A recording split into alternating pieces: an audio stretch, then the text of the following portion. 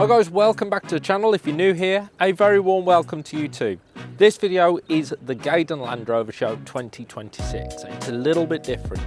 Rather than taking you around the show, I'm going to give you all of the interviews with all of the clubs and all the special guests from the show in one feature-length video.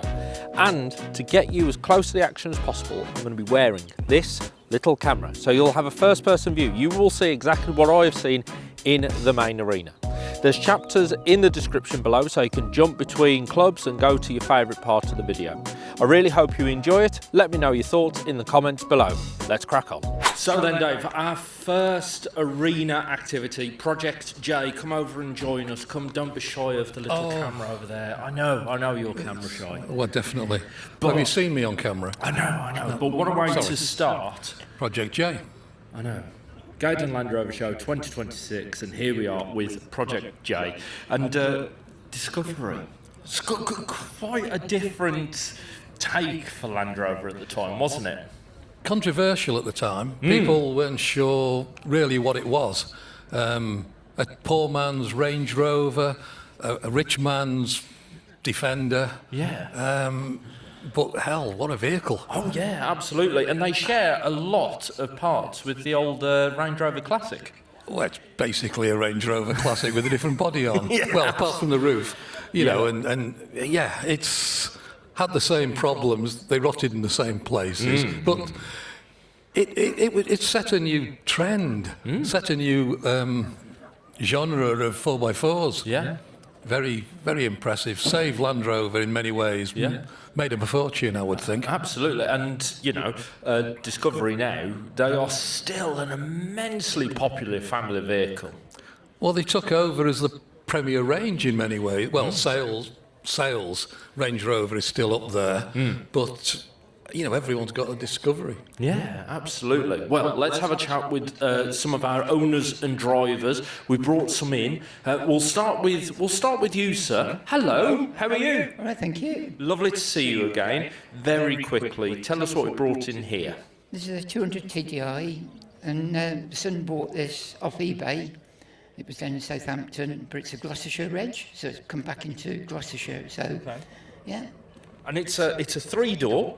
Which now is very unusual. A vehicle of this size to have a three-door is quite unusual because you'd have something like this for practicality, and then you come to the back and you can't get in the back, can you?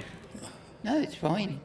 Yep, the seats come really forward, fold them over, straight in the back, no trouble. Very useful. Yeah, but this is exactly what Range Rover did. Range Rover was originally a three-door. It took them a long time to bring out the five-door, and here we have it again. Didn't learn the first time, did we? I don't know, it must be a marketing plan. You know, you bring out the two-door, then people, I need a four-door. Yeah. It worked. Yeah, absolutely. I love two-doors. Prefer a two-door car. How come? Why do you prefer a two-door? I don't know. I remember on an event driving me crazy because I couldn't get open the back door of a Discovery when I wanted anything. And you like that? I still like two-doors. You like that frustration? I like two-door cars as well. Yeah. And on a J plate, that's an early one. It's an early one. Also, still very original. G plate, yours, sir. How long have you had this? Probably 4 or 5 years. 4 or 5 years. So, were you looking for one, or have you come to own it? One of our customers was looking for a car, and he says he's selling a Land Rover, so we bought it that way. Fair enough. It looks in fantastic condition, this, doesn't it? Bodywork's superb. How much work have you done on this? Because they don't stay in this condition, do they? Mostly some welding and bits and bobs. Yeah? Not too bad. And what's the club like? Yeah. Fantastic. Yeah? Good. Excellent. Wonderful to see this. Again, a three-door. Yes? I did have this stolen about 3-4 years ago. You had it stolen? How did you get it back? Stuck it on Facebook and got it back. Did you? Yeah. Excellent. See, the community works. The community does work. Well, hopefully it's not going to get nicked again. Looks fantastic. It's in the video now, so it'll be too hot to handle. There you go. Wonderful to see. Now, we've got a Camel disco out of the museum. We've got another one here on a K-Reg. Do you reckon it's an original or a replica? What do you reckon before I find out? I know, so I'll cheat. You know? I know. Go on, tell us about this. It's definitely genuine. Yeah, go on. It was used as a selections vehicle originally, so it did like driver training and stuff like that. And then it went on event. Okay. 1993, the Sabah Malaysia event, as a support car. We believe it was support unit 6, but we're still trying to find out. Okay. That's really all I know about it at the moment. Well, Land Rover are here, so head over there, tap them up and find out, or talk to this man because he might know some of the story behind it. Nick might. That's I don't. true. Nick was on some of the Camels. I'm not sure which one, but he might know. Fair enough. Now, Or he'll how know a have you man who come- does know. How have you come to own it? It was last year, about September time. Me and my girlfriend, we went to an event called CT45, Yeah. 45th anniversary of Camel Trophy. I seen it for sale there, and I've always wanted one, so I just kind of made it happen, you know. Excellent. That's the way to do it. Now, what did the girlfriend say? Where she sat right beside you. Oh, good. Right. So, where are you? Right, you're over there. We'll go and find out. Now, did she have a Land Rover before you, or did you get her into Land Rovers? I was the one that got her into Land Rovers. How did I know that was coming? Wonderful to see. You look after this. Now then. Hello. Apparently, he got you into Land Rovers. Yes. Oh dear. And you've not got out of them yet. Well, that's fine. What is it about a Land Rover that is so lovable? For me, a car has to have history. And I've always liked British cars. My first car was an MGB. And I just love the history behind, especially the Discovery programme. This is a bit different to an MGB. It couldn't be more different, really. So talk me through the transition from a small British sports car, two-door. I mean, you've kept to the two-door. This is also a two-door, but it's in every way else different. Yeah, so basically I met Ian, and he had a K-Reg Discovery 5-door on his driveway when I met him. I walked up to, knocked on his door and I said, "Can I have a look around your car?" Sat in it, saw the interior, and immediately the interior sold me. I love a blue interior, and just the way the Discoveries was designed.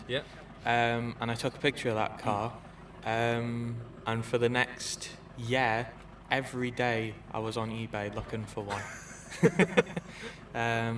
And eventually I found one down in Salisbury, which was a G-Wac, one of the press launch cars, which was used by Auto Express magazine to go to Romania. And then from there it just spiralled. This is fantastic. Now, partners in crime here. So, if the day does come, when we're getting married and so forth, will the wedding car be a Discovery? Absolutely. That's been answered, Ian. Sorry, it's been answered. This is something you need to learn with marriage and relationships. Whatever the wife says, that's it. Just go with it. When he had proposed to me, we were underneath his G-Wac, and he proposed to me with a spigot bush. Brilliant. Absolutely. So not girlfriend, fiance. See, you've already slipped up. You'll hear about it. I don't know. You'll be surprised. There's similarities between MGB and, well, Range Rover in particular. Yeah. I mean, apart from the parts are all cheap and easily available, I replaced most of the electronic phones on the MGB, driver stalk, steering wheel, with Range Rover parts, because they were cheaper than MGB. Exactly the same Lucas parts. Wow, how about that? I mean, don't they just look fantastic? Even now, they look brilliant. They don't certainly do, yeah. Now, you were the first one into the arena, and you're the last one I'm coming to. So, first, let's talk about this. What have we got? This is an MPI. At the moment, it's a little bit sick because it's got a manifold problem. But I've got other Discovery J's. I'm going to just take this one off the road and just chip away at it because I'm a busy lad. And eventually I'll get there. Now, the MPI, if memory serves me right, this was for the Italian market. Was that it? No, what happened was the Land Rover wanted like a cheaper vehicle for fleet managers, and the tax bracket was a bit cheaper if it was just under 2 litre. Yeah. So what they did is they put a 2 litre engine out the Rover 480 in the Discovery, and then sold it, and they called it the MPI. I knew it was something to do with tax. I'm sure someone told me that these were really popular over in Italy, and there was some demand for a petrol version over in Italy. The UK tax bracket change, which didn't help them, but the Italians still kept it 2 litre. There we go. There's my link to Italy. I haven't gone completely mad. So she needs a bit of TLC, but what Discovery doesn't? Exactly. This is the fun. The fun of the hobby is messing around, tinkering about, breaking something, and then going and fixing it again. Absolutely. I'm learning mechanicking by messing around with my Discoveries every day. Exactly. Absolutely wonderful to see. And I believe, how many 5 doors? We've only had 2 5 doors in. Out of all of them, you're now in the minority. Wonderful to see you. Last thing, the club. Tell us about the club. Project J was formed by Roy Preston, and it used to be a group. And they started with they collected the 5-door prototype because when they first came out, all G-Regs were like 3 doors. So a load of people put money into this 5-door prototype, called it Project J, and then eventually he decided to set a club up. So we've got all sorts of from G to L, but it's only this shape, because the next shape up, the 300, is called a Romulus. And I'm the events man for the club. Excellent. Well, you've done very well for bringing them all here. We wish you a wonderful weekend here at the Gaydon Land Rover Show. Thank you very much for bringing them in. What do you think? What a great display, eh? Always are. They're such interesting vehicles, such history with them. Yeah. Maybe because we know more about them, but the intricacies of when they built them, and they went from 200, 300, 4-door, 3-door. They're very interesting. They are. But certainly captured the market. And the first ones, they had the problem with the steel chassis and the aluminium body, and the 2 materials reacting with one another. Range Rover problems. Yes, absolutely. Because the next generation, they put a steel shell on, didn't they, to remove that problem? Yeah, well, the early Discovery 3s are rotting like really badly. Yeah, isn't it if you've got an early one, the body rots, and if you've got a later one, the chassis rots? The Discovery 2s are supposed to have the bodies go on these, and the Discovery 2s they go on the chassis. It's the wrong way around. It is, isn't it? If you bring the 2 together, you can make one good car. Exactly. Provided you don't choose the wrong way, you can have a really, really bad one or a really, really good one. No, wonderful to see. Now, coming up next, we're keeping up with the Camel Trophy, aren't we? Isn't Nick Dimbelby next? Nick's coming again. Right then, we are continuing with our next main arena activity, and we've got 2 wonderful guests here with us. Very quickly, introduce yourself. Yeah, my name is Nick Dimbelby, and I've taken a few pictures in my time. Taken a few pictures is one way of describing it. And yourself? Bob Ives, a Camel Trophy winner in 1989, long time ago, and I've driven a few Land Rovers. Excellent. So you've taken pictures of Land Rovers, you've driven Land Rovers, and Dave, you're stood in the middle of the Camel. And we talk about them, as I said. So we've got Camel Trophy cars here with us. Let's firstly talk about Camel Trophy and Camel Trophy cars. I'm going to come to you, sir. Camel Trophy, give us an overview of what that is. Gosh, where do you start? So Camel Trophy ran from 1980 to 2000. Yep. Went to many different countries, many different continents, and I think pretty much used every Land Rover product at the time. So it was everything from Series 3s, Range Rovers, Discovery for a long time. That was back in the 90s. Defenders, obviously pre-Defender, 110s, 90s. And of course, Freelanders. Yeah, absolutely. And what was the idea behind the challenge? Was it a race against time? Was it against the elements? What was the challenge here? Basically, the main thing was getting from A to B, and at times it felt that was the slowest possible. It was generally a challenging route, but there was a competitive element, which basically became a sort of a special tasks that were competitive amongst the different countries. So there was generally about sort of between 15 and 20 countries competing, and they would do winching challenges, navigational challenges. I mean, probably Bob's the man to speak because he actually experienced the challenges.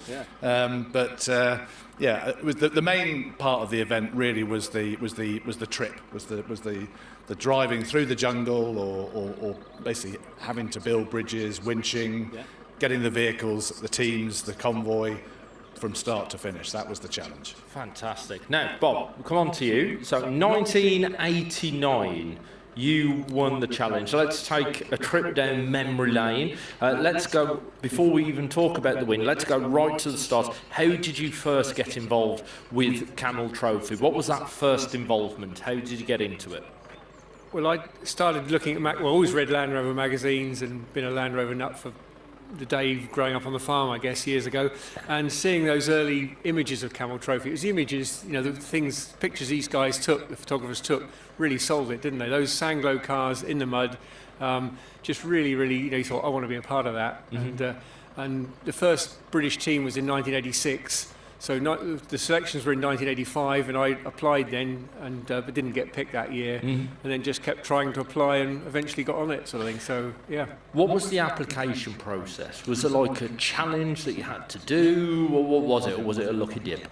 No, it's not a lucky dip. You sent in your application with what sort of experience you had. If you're lucky, that was the first bit of luck. You got picked then to go to selections. The selections were all very, very military run, all ex-military people really, and it was a very, very hard weekend. Orienteering, running around, carrying trees and logs in the middle of the night. No sleep, lack of sleep, real sleep deprivation thing, and yeah, just see who was still smiling at the end of it. Really, I think. So. And how many were picked to take part? Well, they reckon. I mean, the Camel Trophy itself, they reckon there was almost 1 million applicants worldwide. You know, when at the height of its fame. In the UK, I think there was 24 of us went to the final selections, and then we got picked down to the final 4. With further tough selections, international selections, and then if you're lucky, you got in the final 2. So there was one challenge a year, correct? One challenge a year. How many were in that challenge? How many teams? The year we took part, there was 14 international teams taking part. It went up to 20, I think, at its height. So 20 countries all had their own selections processes in their own countries. And then the 2 people from each country went to go and drive in one of these cars that was supplied by Land Rover with 2 journalists in the back as well. So it was effectively a 4-man team with everything in that car or on the car for your 3 weeks of adventure, really, including a clean kit to fly home in. So. Brilliant. So you're 2 to a car. The car's been supplied to you from Land Rover. And what model did you do it in? We did in the 110s. There's one similar over there on the Land Rover stand, but we were in a 110 4-door with the 2 journalists in the back. Myself with my brother was the other teammate with me just by chance. And had a fantastic adventure. And how did you win? What was the competition based around? Was it the first one to reach that end point? We, on our year, as Nick said, some of the years it went to orienteering and cycling events. Our year was very much, we had some special tasks right at the beginning of our 2 weeks of adventure, which were just a day of competitive elements, using the terror trip in the car, but keeping average speeds over set distance on treacherous roads. So at times you're actually losing time. You've got to try and make up time, and it's not a flat-out race. It never really was a flat-out race. The whole 2-week adventure is just a team-building thing. You're keeping everybody together and adventure. And then we had a few special stages right at the very end as well, and we managed to have enough points to be the winners. So. Excellent. And between you and second place, was there a big margin, or was it pretty close? We were really close. It was up to, I think, the last couple of special stages. We were vying with the Spanish and the Brazilians for the sort of first place. So it was very much cutting edge right to the end. Did you feel any pressure? Because, of course, you know, very proud British brand here. You are representing the home team. We did. I guess we felt a bit of pressure. And actually, being at the front is harder than being behind trying to chase and get to the front. So it was a bit of pressure. But right on the last day, the last stages, we actually kind of chilling out a bit. We kind of got buckets of water from a river, washed the car, which actually upset all the photographers and all the TV crews for continuity. But it was just our way of just relaxing a little bit, doing that while we're waiting for the stages to start. So, And how long have you been taking photos for now of Land Rover? Well, I started when I was still at school, so I was working for, or basically freelancing for Land Rover owner, but I've been working with Land Rover since 1997. 1997. So this is a few years before. After. Bob and I met, I think, on probably selections for Camel Trophy in 1996, which was the first year I got involved with Camel Trophy. Yeah, so. But you didn't see Bob here win back in 89. No, sadly not. No, I was 16 at the time, so I was still at school. I would have loved to. I would have loved to have been there, but I think if a sort of a schoolboy taking part in Camel Trophy probably wouldn't have worked. No. Although I imagine a schoolboy would have had the best time of his life. Absolutely. Cigarettes. Yeah, exactly.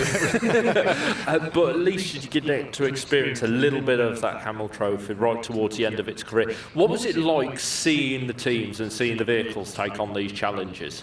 I mean, it's a photographer's delight in terms of there's loads of stuff going on. It's an exotic location. The light is fantastic, and there's lots of action. And of course, the vehicles look fantastic. So it's really like you can't fail to get really good pictures. But of course, you need to almost be ahead of the action, don't you, to capture it? So were you provided vehicles from Land Rover? Did you have a Camel vehicle, or was it a different vehicle? Yeah, no. So there was the team vehicles, and then there was also a fleet of support vehicles, which had the film crews, so photographers, but also the videographers. There was also competition staff. Marshals to help with sort of cajoling people through, technicians from JLR. There was also the Land Rover technicians that had their own workshop units. So it was a big convoy. But in terms of the photographers, yes, we were always trying to get ahead. That was always a tricky thing because, of course, when the conditions are really bad, it's always going to be bad for everyone. It's not like there's a shortcut you can overtake. So it was very much a case of sometimes you had to put the camera down and help get the convoy through. Yeah, and we're talking 90s here. I mean, we're all used to having a camera in our pocket. Absolutely, these days. We're completely spoiled with having such fantastic technology. Very now. different. I mean, even the camera we're filming on today, it's a tiny little thing that can do incredible things. But back in the 90s, we didn't have technology like this. So were you Canon, Nikon? What was your go-to? I am a Canon person. I've been for many years. But of course, the difference back then was there was no digital. No. So everything was on film. So we all had to carry our film in with us. And of course, if you imagine in the jungle, that's quite complicated because film's supposed to be kept cool, out of the sun, all that sort of stuff. So in the jungle, that's a bit tricky. We had sort of bags and tried to keep it as cool as possible. But when you were part of the official crew, it was incredible, really, because they flew the film out of the jungle. So every 3 or 4 days, the helicopter would come in and pick up film, pick up the videotapes that were being done by the film crews, and that would be taken back to the headquarters, which was generally a hotel in a large city at the beginning or at the end of the event. And there was an edit suite for the videos, and then there was also a full processing lab where the films were processed, edited, put together, and then they would actually make dupes. Because obviously, bear in mind, this is a media event, so the journalists wanted to take away photography with them. So these slides would be re-photographed to make more slides, but multiple copies. And that was what people took home. So it was a massive undertaking. Yeah. And then after Camel, we had the G4 Challenge. Yes, that's right. Involved with that? I was, yes. I did the 2003 event, 2006 event, and I also went on the recce that was for the 2009 event that unfortunately never happened because of the financial crisis. Yeah, absolutely. Obviously, the G4 vehicles, they were a bit brighter than the sand colour. That's right. How did that compare, for you as a photographer? So actually, both colours are really good. So Sanglow, I think, is an absolutely amazing colour. It works in all conditions, in jungle, in deserts, in snow. All those three conditions were part of Camel Trophy over the years.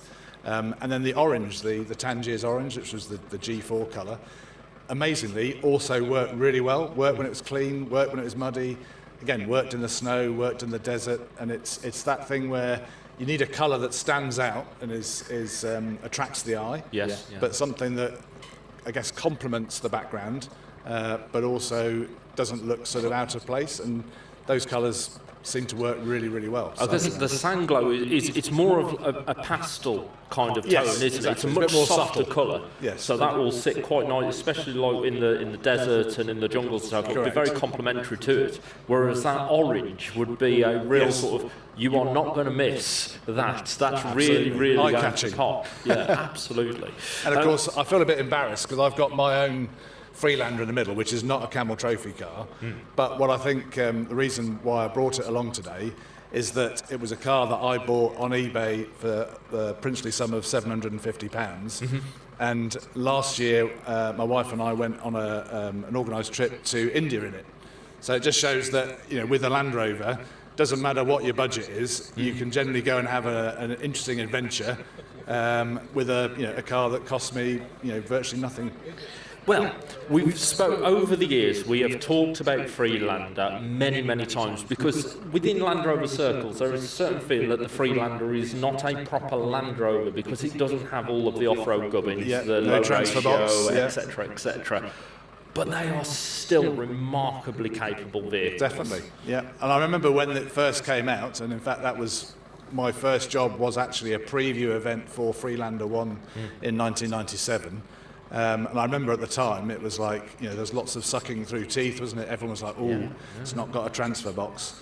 And, it's got independent suspension. So lots of things that the Land Rover sort of fraternity were sort of going, ooh.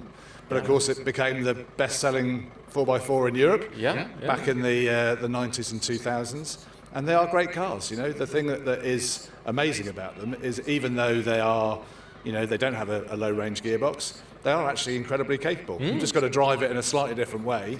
But, they're built, the traction system is good, it's got a nice smooth underbelly so you can sort of go through ruts. Obviously, it's not going to be as capable as a Camel Trophy vehicle, but, it gives it a damn good go. Absolutely, and I think the thing with these, you proper Land Rovers, as people like to refer to them, is yes, they can go anywhere. They have this reputation of being unstoppable.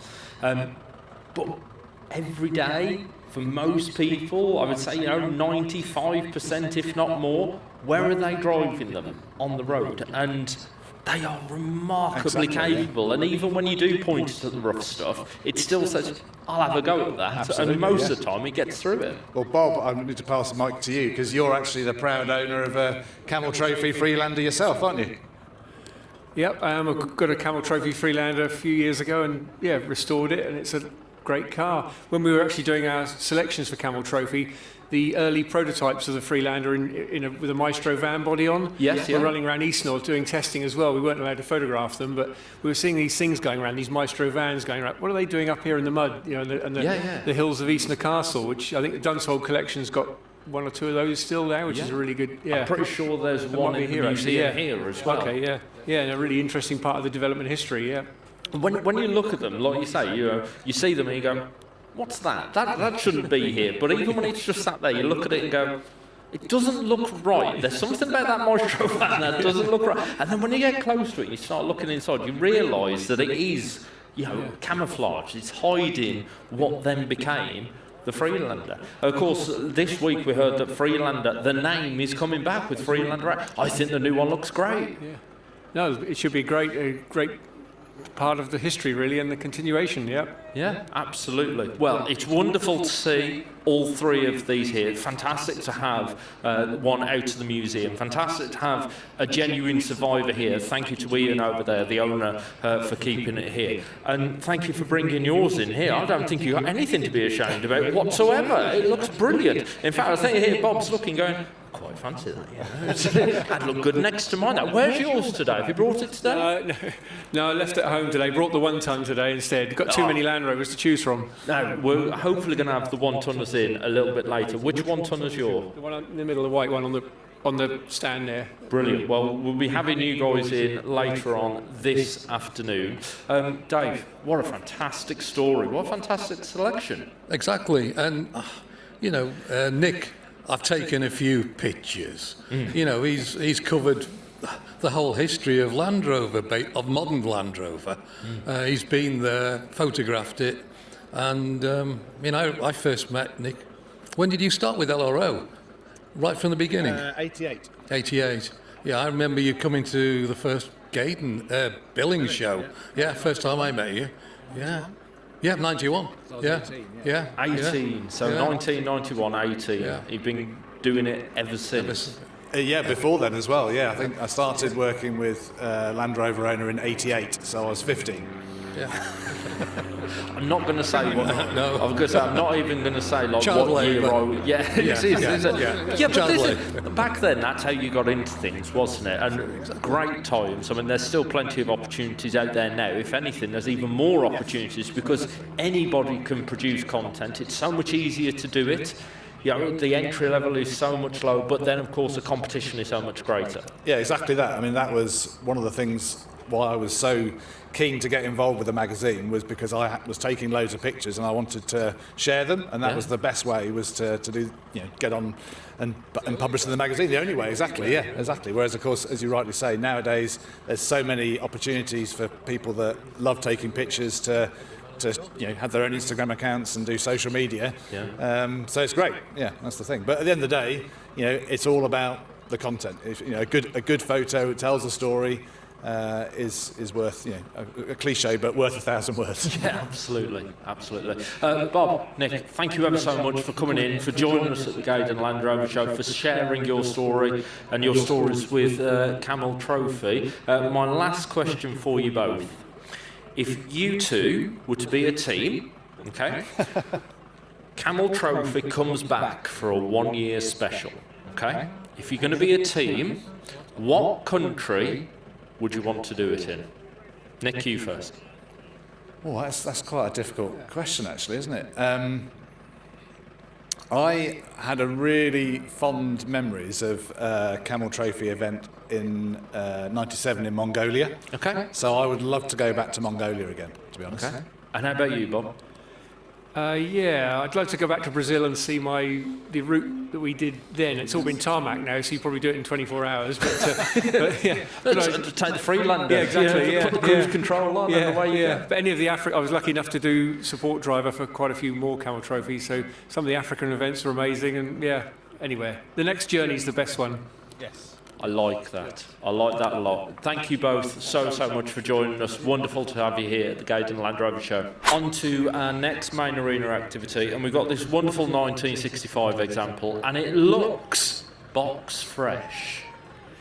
Box fresh is a very, very interesting term for this particular vehicle, because it's actually quite well used, and the individual who it was dispatched to was no other than Spencer Wilkes, Rover's managing director. Yeah. So, has it been preserved in this condition? No. So what happened with the vehicle? Because this was his last Land Rover. Yeah. His first Land Rover was pre-production number 19, and obviously being the head of the company, he had a lot of vehicles to use, test, not just up here at Street Ashton House, up the road, but also on Isla, where they had the property at Lagan Estate. Okay.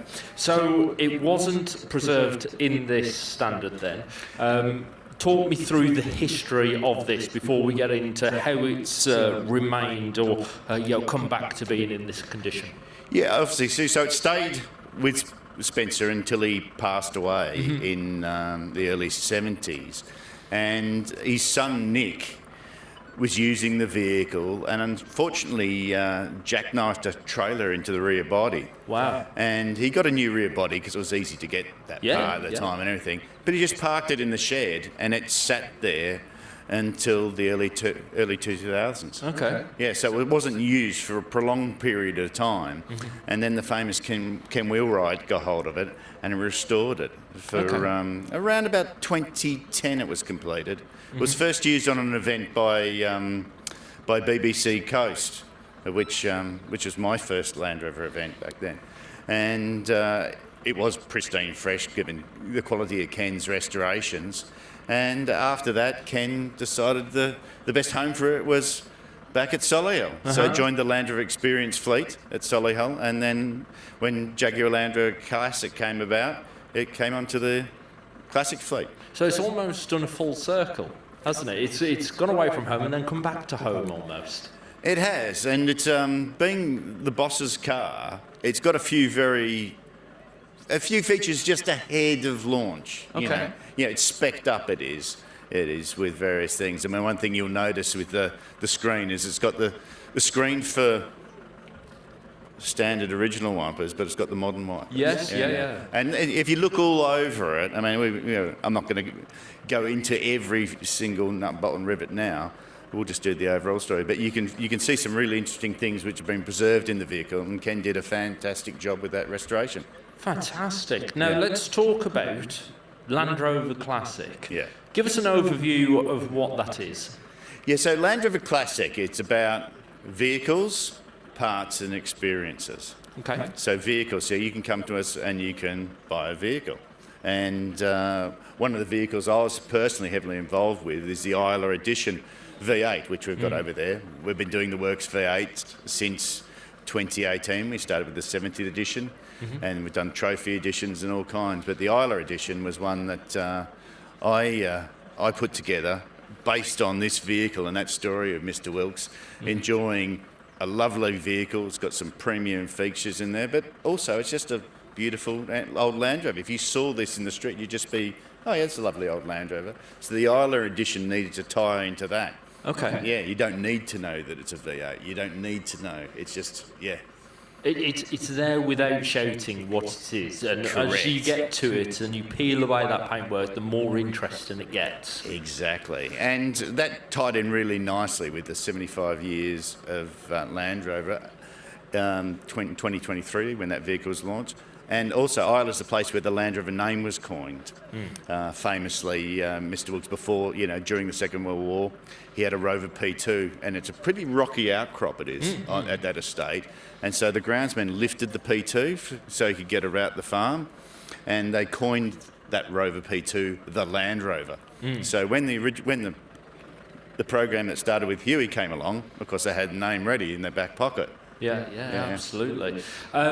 So that's the vehicles in terms of Land Rover Classic. And Correct. I'm assuming, can you bring a vehicle to Land Rover Classic and say, this is the vehicle I want restored or I want worked on, or do you have to buy it from Land Rover Classic? No, that's exactly what you can do. You just get in touch with us and share that aspiration of what you want. It can be one of our V8s.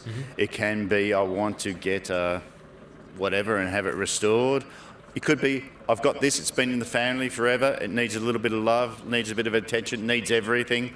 We actually want to restore it to further than what it was originally. We had a vehicle a few years ago, which was one I particularly liked, which wasn't really talked about because it was a French distillery in Martinique, and they had this Series 3 109 diesel, which they'd had forever.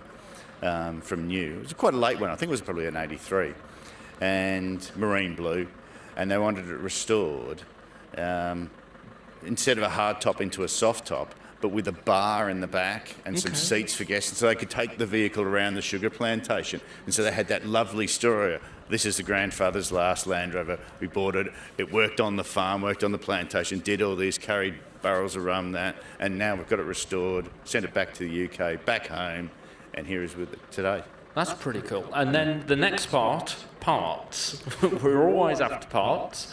Now, the Land Rover community is fantastic. If you are looking for a part, chances are it's somewhere out there. We've got a few auto jumble stands. There's always gold hidden in those boxes. Yes. But if you're looking for that genuine part, I'm assuming we can get it from you. Yeah, that's always been one of the challenges, given how the company's had its ups and downs over the decades of keeping parts in, and we recognised that when we started Jaguar Land Rover Classic for both brands. And the aspiration at the moment is to try and reintroduce 1,000 new lines each year. And on the back of that, there's a website. Yep. You can order the parts over the website. There's often promotions and spring 20% off and all those kind of things. So the simple thing to do is to go on the website, have the part number, enter it into the site, and it will tell you whether it's available or not in some case. Not every part can come back, obviously, and due to little challenges, within manufacturing. Some aren't quite feasible to do, but we do a lot. We do an incredible lot, and that's sort of like a core strength within JLR Classic. But if someone really wants something specific, the great thing is you can always ring up and ask. Yeah, absolutely. And that might change something, which is actually we can't do that. Actually, we're getting a lot of, people wanting that. There is actually, there is the the demand scope. is there. The demand's there. Yeah. And what might have been seen as an unreasonable price, if the demand there. And so that investment in the parts is an investment in the cars. Yeah. And the thing is that the cars, there's thousands of parts in a car. Some very, very small parts that do very important jobs, other bigger parts that just seem to sit there for a very long period of time, weathering, like chassis and so forth. To have all of those parts for every single vehicle that you've ever made is... that's a huge task, and people think, well, there is a cost involved in that, not only with the manufacturing, but also the storage of it. Exactly, and there's already some great people out in the world as well been doing parts, and that, and it's not necessarily about competition. It's about filling the gaps. Yeah, absolutely. More often than not. Yeah. And the final part then, experience. What does that look like? Well, experience is the fun part, So it starts with tours at Classic up the road here at Brighton for £70 a head. You can come around, you can see our facility where we build and restore vehicles, and someone's waving at me, so g'day. You can do all of that. You can come on off-road drives. There's an off-road drive experience. You can come and drive GXC, on the jungle track at Solihull, the famous jungle track where it all started back in 1948 with Alec Joyce testing cars. Yeah, that genuinely surprises me because she's so beautiful and well looked after, but still put out to work, eh? Still put out to work. She's still a working vehicle, still runs on the road, and we try to do that with the fleet, with the heritage, vehicles in the classic fleet. And so there's a showroom to look at. There's the workshop with all of those things going on. There's service cars, there's restoration cars, there's V8s. There's all kinds of anything. Often not, there's something unique, something special coming through for, a Land Rover Core event or something. And then in the collection, there's about 240 cars, which are all lined up, as you can see, and enjoy those as well. Fantastic. So it's almost like Gaydon Land Rover show every single day. You can enjoy the heritage of the brand. Yeah, so they're the main two things that we do. We also have done other events. So if you saw the Trophy V8, where people have bought a vehicle and there's been an event associated with that, that's another thing we've done. We haven't quite repeated that of late, but once again, if people want to do that, why not? Well, we already have a team ready. If you bring Camel Trophy back, we've got Bob and Nick. They're ready to go. They've already said where they want to go to. Yeah, the usual suspects. Yes. Yeah, I know them well. Yeah. No, wonderful. And what other vehicles have you got? Because you've got a lovely display over there. What other vehicles can we see? So the vehicles we've got here are sort of an adventure set plus GXC and Isla. So we've got a new Trophy L663 Defender, our V8 L316 Defender, a member of the Camel community who's lent their 110 to us, so there. But the other exceptional vehicle we got on the site is the Dakar, one of the Dakar rally cars. And unfortunately, we haven't got anyone to speak about that car today, but definitely come and have a look at it. It's really, really cool. And if you, being such a geek show, have a look at the chassis number. You'll see it's in a very unique Defender Rally chassis number VIN sequence. There we are. Well, you've got to go over there. Yeah, you've got to go. It's got all of the battle scars on it as well. And that's a great thing. If a few of my friends I'm catching up with here saying, A, we love this, and B, it's so traditional, and the battle scars are such a great part of the story. Yeah. Wonderful. Hey, thank you so much for coming into the main arena. Thank you so much for coming to the Gaydon Land Rover show and supporting the show. You're here all weekend, and right opposite you, we've got Land Rover Experience with 4 brand spanking new Defenders. And that, have you been on the course? I was the lead instructor for quite a while. I was, so yeah, I've skimmed, knuckles on there. It's amazing. I mean, it's great only fun. short, but it really does show you how capable these vehicles are. Yeah, and the idea with those set of displays, I mean, we've got to remember we've been doing these since well before these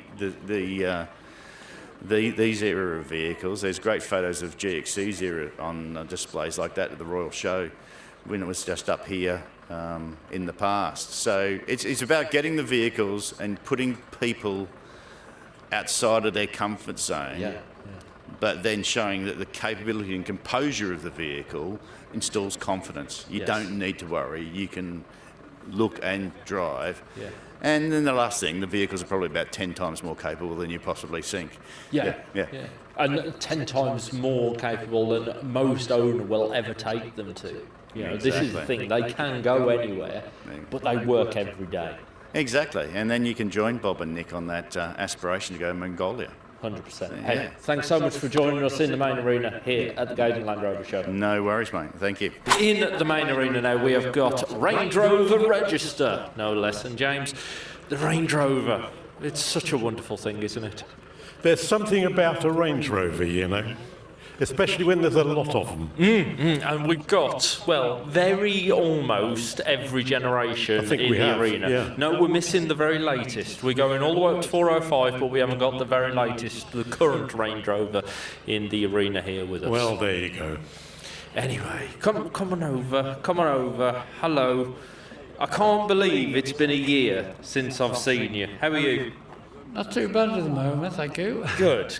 Now, you brought in yours. Tell us what we've got here, Chris. That's chassis number 5, but it's actually the third one off the pre-production line. I've owned it since 1979, and it's the X-Works test vehicle for transmission driveline durability. But it also became a reliability test model, and hence it had various updates as things were introduced on production. So, despite it being, this has got to be one of the earliest Range Rovers that we've got here. Certainly is. It's probably one of the earliest Range Rovers outside of a museum collection that's used on the road, but it would have had those updates as a development vehicle almost. Yes, that's right. I was in the quality group reliability department, and although I was involved with testing all of Rover products, the Range Rover came under my jurisdiction. And this, I came into contact with this in 1976, although I'd had Land Rovers before that myself. But I've always wanted the Range Rover, and I've had them ever since. Yeah. And when did you say you came to own this? 79? I came to own this in 1979. And so that's almost, if I'm right, 47 years you've owned it? Yes, and I'm 85 as well. So in a few years' time, we'll have a big anniversary for you then, 50 years of ownership. It will be, yes, hopefully, anyway. Not many people can say that. In terms of marriages, there's very few people to get to 50 years of marriage, but 50 years of ownership. Well, I've done 63 years of marriage as well. And very many congratulations to you, Chris, and commiserations to your wife. No, I'm joking. There, she's over there. She's. I'll catch up with him in a minute. Just you wait till I get there. So, am I right in saying this has got? Is it a 3.5 V8 in there? Yes, it is 3.5 4-speed. Yeah. Marvellous. Wonderful to see. Now, the Range Rover Register stand right behind us. Have you got the open chassis? Well, in fact, we bought the chassis from the museum here, and I was the one that convinced the committee that we should buy it. Yeah. Is it here today? It isn't here today, no. I normally organise this, but I've had to hand over to Bill and Nick this year to run it for me because I've just had an eye operation. I didn't know whether I'd be in hospital or not. Yeah. So they've organised it. So I don't think it's there anyway. Never mind, never mind. If it was, I'd have talked to Land Rover Experience and see if we could have got it on there, because that would have been something to see, wouldn't it, hey, James? Yeah, I'll volunteer to drive it. Yeah, you can be the victim. I mean, volunteer to drive that. I wouldn't take that. That would not be me. There's something just majestic about the Classic, isn't there? Yeah, it certainly is. And to have one of the earliest here is a great thing to see, especially when it's next to one of the later ones, one of the last ones of the first generation. Yeah, absolutely. And it's interesting to see how the design sort of updated. I mean, you still look at them and they still look... I mean, if you were to say to someone, look at the difference between them, you'd be hard pushed to pick out particular details, but they do look different. You can see the way the chin's got a bit deeper, the way the bumpers have come in and so forth, the way it's arched over onto the body. It's just those little subtle details that make the difference. Yeah, and of course adding an extra pair of doors helped. Yes, yeah, of course. Because didn't it take 10 years for Land Rover to bring out the 5-door? 11 years. 11 years, yeah. 1981 they came out, because this is a 95 it'll be built. Yeah. And as you can see from the badges on the side, Tim, it's got a special badge on each wing, and it's a 25th anniversary edition. Mm-hmm. How long did they produce Classic for? Was it exactly 25 years, or was it a couple after? It was just beyond 25 years. It was technically from June 1970 to February 1996.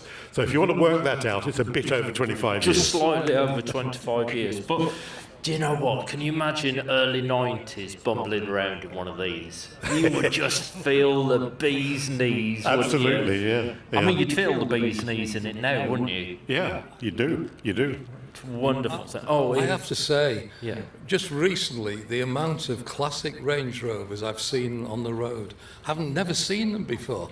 There's about 4 or 5 round Harrogate, all of a sudden appeared.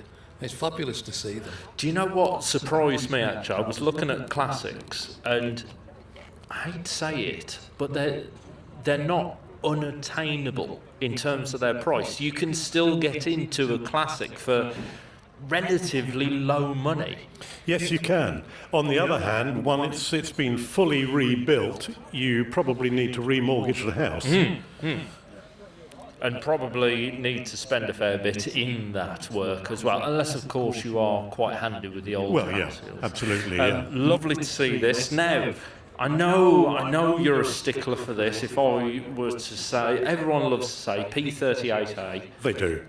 Well, it was actually called 38A. Yeah. And it was called 38A because they wanted to give it a name that would mean nothing to people. So they named it after the building in the Solihull factory where they had their workshops, and that was Block 38A. How about that? And in terms of lifespan, Classic, as we said, just over 26 years. 38A, nowhere near. Nowhere near. Partly because I think of the BMW takeover. BMW bought Land Rover in 1994, which was actually just before this came out. And the head of the guy who was put in from BMW to look after Land Rover went over it very, very carefully and didn't like it. Okay. And there was the original plan was let's update it with BMW engines. Yep. And then he realised how expensive that was going to be, and they said, let's not do that after all, let's bring forward the 3rd generation. Yeah, So because that's what this happened. came out, when did this come out? About 96? 94. 94. Yeah. So this came out in 94, and then 322, that came out 2001, 2001 it was announced, yes. So it's a really short lifespan. In fact, I think out of all of them, isn't the 38A the one with the shortest lifespan? It is, yes. And it's probably one of the most overlooked. I still think it looks modern. I still think it does, because it's got the elements there. The shoulders on the bonnet there from the Classic. There's lots of little bits in there. But between those two cars, if you sit them next, you would think there was 10 odd years worth of design difference. Yeah. They had great difficulty actually with doing 38A and the design, because they weren't sure how much it had to look like the original one, because Range Rover Rovers, they decided, were conservative and weren't going to go for a radically new shape. So they ended up making it slightly more bland than they wanted to. Okay. I don't think that's hurt it over the years, but the original ideas were a bit more radical. Right. Okay. Because it is, shall we say, softer in its design. You know, you look at the classics there, especially Chris's lovely, very early one there, and it's so sharp in its design. Yes. And then here, this is just so much softer, and it is, of course, a period when it was designed. In the 90s, everything was that softer sort of lineage, wasn't it? Yes, that's true. There's also the question, as Dave says, of the curved front. The curve is partly to do with better aerodynamics. Yeah. Because those are a bit like a brick. Yes, they do have that straight line to them, don't they? And then, of course, we move on to the 322, which is, even today, remains one of the most popular Range Rovers out there. Yes, it's they really got this one right, I think. It was designed around BMW engines, and in fact BMW had quite a lot of input into the design. And it just works. Because when this came out, it was under Ford's ownership, wasn't it? Didn't they offload Range Rover, Land Rover in 2000? 2000 they went to Ford, that's right. So it was designed under BMW, but before it actually came out, they'd gone to Ford. And so, in effect, BMW were selling their own engines to Land Rover while they were making this. It's bizarre, isn't it? Because if you look just at the story in these three models here, you've got the Classic, which lasted forever. Then you've got 38A that came out, and it was, BMW said, we're not as keen on that, let's bring forward the next generation, pretty much prepared, ready for it, and then even before it's come out, BMW have sold it, so it's almost sitting in between all of these different owners. Yes, that's absolutely right. And obviously later on, we ended up with these being revised with British engines from Jaguar, but by then we were talking about Jaguar Land Rover as a company. So we lost the original BMW engines.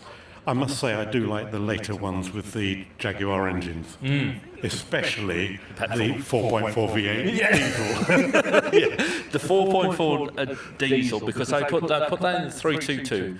It was a phenomenal piece of kit, but they kept that engine into the 405 as well, all the way around till about, what, 2021, 22? Something like that, yes, yeah.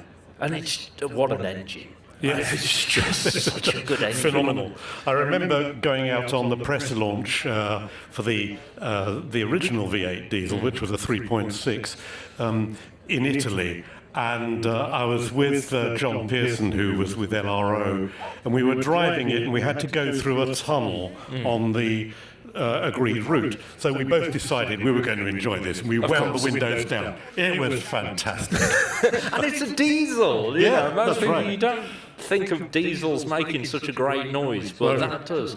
I remember being on a road test with Autocar when I used to do scribbling for Autocar, and I think I was in a Mini Cooper S or something like that, and the photographer and another journalist were in a 4.4 Range Rover L322 about 2010, 2011, and they booted this thing, and the back squatted down, and it was gone.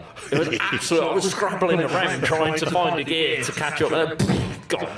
I think it would do that pace on anything, on any surface. The 322 though, it's aged so well, hasn't it? It has aged well, yes. And then we come to, do I say the Range Rover that's not a Range Rover? Because although it is a Range Rover Sport, they don't share many parts, do they? That's right. This one, the Range Rover Sport, was introduced under that name because they were well aware of the strength of the Range Rover brand, and they thought that this was going to help it to sell. In fact, as you know, it's developed off the same platform as Discovery 3. It's just a shorter wheelbase. and obviously a very different body, but underneath the outer skin, if you are able to see ever what the inner panels look like, you'll see that they're exactly the same as on Discovery 3. And I remember going around the factory 2 or 3 times when these were being built and being absolutely amazed. The only way you could tell what it was on the assembly line before it got its skin on was by whether it had a long wheelbase or a short wheelbase. And that was it? That was it, yeah. That's amazing. I mean, it's interesting that when the Range Rover, the Classic, was sort of phased out, a lot of the bits of that were then used to bring in Discovery. That's right. Yes, and then 20-odd years later, roles reversed from used to Discovery to create. That's right, yeah. It's such a bizarre thing. And then we come on to, I mean, they're just super even now. I mean, these are starting to get on now. The early ones, these came out about 2012, I believe these came out. Yes. So we're talking 14 years old for the earliest ones. Yeah, I got to admit that the styling has worn very well. Yes. And I think it still looks like a very modern car. 100%. Especially the later ones with the body just creasing over the rear lights and so forth. I think what you find with the 405 is when you see one go down the road, and the same thing with the 322, instantly that is a Range Rover straight away. Yes. The later one, the current shape one, you almost have to double take. You do, and I think one of the reasons is the strange rear light arrangement. I mean, it's very clever, but you can't see the rear lights unless they're on, and it doesn't give you that recognition factor at the back of the vehicle. No. I mean, in terms of the design, you can see sort of how much detail there was in the Classic. Then some of that detail was lost in the 38A. Then we brought some of the detail back with the L322, and we kept that detail with the 405. If you look at the very latest one, it's almost clean panel all the way down. It is, yes. It was a new design philosophy to make it as clean as possible, which, well, fair enough. You have to change things once in a while, but I don't think it works as well as this one does. No, I agree. Now, I'm just going to come off mic ever so slightly. Excuse me, sir, you over there. Could you please take a step to the left or right as you are bang in the centre of that camera that's right behind you? So, of course, you are going to be able to watch all of this on YouTube. It'll be online tomorrow night. Search for our Tim. You can watch all of the previous years, because how many years have we been doing Gaydon Land Rover? Longer than I care to admit, Tim. And Land Rover Register are always so supportive of Gaydon Land Rover Show. Do you know what? Range Rovers, they're starting to get under my skin. I'd really quite like one. Well, come on, Tim, don't hesitate. No, but I keep being talked out of it by my podcast co-host. So I run a podcast called The Pint of Petrol. It's a brilliant podcast. It's a pint-sized podcast about cars, recorded down the pub. So really, we're podcasting. We're not podcasting, we're podcasting. It's brilliant. And he likes Range Rovers. He's a member of the Range Rover Register. He's got a Range Rover Classic that his grandfather bought brand new. He said, I'd love to get a Range Rover. You don't want a Range Rover. No, I do. No, you don't want a Range Rover. I was like, but I do, because no, you don't want you don't want one. I was like, but you have one. Because yes, and I know how painful they are. But they are a labour of love, aren't they, Range Rovers? Yeah, lovely stuff. At the moment, oddly enough, Tim, I am without a Range Rover. Are you? Oh, yeah. I never thought me and you would have so much in common. We can commiserate with one another over a pint later. I like that idea. I like that idea. So, if you were going, I mean, I'm assuming you are going to get another Range Rover, but which one would you get? Would you go 405, 322? Would you go for the Sport, Classic, or a 38? To be perfectly honest, I'd probably go for another Classic, a late Classic. I did think they were rather nice. One of those which isn't here today is the LSE, the long wheelbase one at the end. Those are definitely the business. I've never owned one, but I would very much like to. I know in previous years we've had the Carmichael here, haven't we? The six-wheel drive, the fire tender one. It's just phenomenal what you could do with that platform. I mean, now Range Rover is firmly a luxury vehicle. Yes, that's right. Yeah, you look at the price tag on the old website, and it starts with 6 figures. Yes. But you go all the way back, that didn't have rubber interiors that you could hose out? That's right. And you know, the initial price of that thing as a two-door was £1,998. Do you know what that converts to in 2026 money? No, my maths isn't that good. We'll do a conversion and work it out and tell you later on. But certainly it's not going to have 6 figures in it, is it? No. Absolutely wonderful. Wonderful to see. A big thank you to Range Rover Register, a big thank you to all of our owners and drivers for bringing them in. Now, these are quite special, aren't they? Because not only are they incredibly pretty, and we need the bonnets up. Sorry? We need the bonnet up. Well, we can hear underneath. them. We heard them, didn't we? But not only are they exceptionally well presented, but they are this gorgeous colour. And they've got beautiful details all over them because these are 50th, are they not? They are. Special edition, V8. Absolutely. Auto. And I believe Greg King is going to come down and join us, who obviously was heavily involved. But before Greg comes down, thought we'd have a quick chat and catch up with our owners. Hello, how are you? Very well, thank you. Don't be shy. Don't be shy. I know I have a lot of technology on me. It's only a microphone and a camera, it's fine.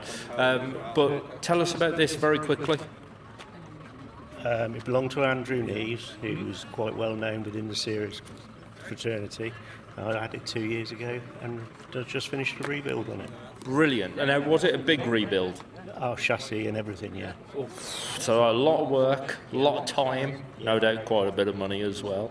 Tell us why you wanted one of these. I've wanted this since 2008 when I saw it. What was it about it? I don't know, just the colour, everything. Yeah? They're beautiful cars, aren't they? Just They are. different Defender. Yeah, absolutely. Now, I'm assuming partner by the side over here. What do you think of it, madam? Thumbs up or thumbs down? Thumbs up, it only cost him a tenner. Yeah. You, sir, have got away with murder there. Well done. Absolutely superb. Hello, how are you? Hello, good, thanks. Are you? I'm very well, I'm very well. Now, I can see by the badge there, on the shirt. Come join, because the camera filming over there. There's a camera up here as well. Cameras I everywhere. can see 50th Land Rover on there. I'm assuming that the club is yours. No, it's not my club. No? No. So, a guy called James started the club, got to be 25, 26 years ago now. And I think we had the first meeting here at Gaydon. Wow. And he went round looking at vehicles and stuck a little label on saying, join the website and stuff. Yeah. Anyway, things progressed and it then went on to Facebook and stuff. So how are you involved? What's your role? I'm just one of the early owners of a 50th. I mean, I've had mine since December 99. Is it here? Yeah. Where is it? Right at the end, is it? Right, well, we'll come on to that in a minute. Same question I asked gentleman who was speaking to a minute ago. Why the 50th? What is it about it? It's a special vehicle. It's a bit Marmite because it's got the big V8 in it, auto box. But, Land Rover people that, know about it and are fanatics, it's a much sought after vehicle. Just because of what it is, and it was that 50th year of Land Rover. Land Rover was still Land Rover. It wasn't Jaguar Land Rover as such, really. And it's a fabulous vehicle to drive. You're not going to drive it every day, but it's just a fabulous vehicle to drive, When you do drive it, do you get a lot of knowing nods, or does everyone appreciate it? What kind of reaction do you get? Not everybody knows about them because there were so few. 385, I think, in the UK, 1,071 worldwide. So people that don't know about them, aren't sure what it is. They think it's been, one that's been done by one of these, companies now that refurbish, rebuild, whatever. But no, it's, and to get a genuine one, I think there's 3 that are pretty well genuine here. Mine's a little bit different because it's got rear seats in it. They're off the latest Land Rover. Andy's is obviously completely different.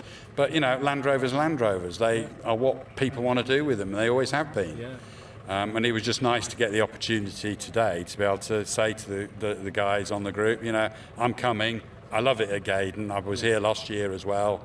I think I talked to you last year as well. Yeah. And, it's just a great atmosphere here. And to be able to get, 5 of them together, it's just brilliant. Yeah.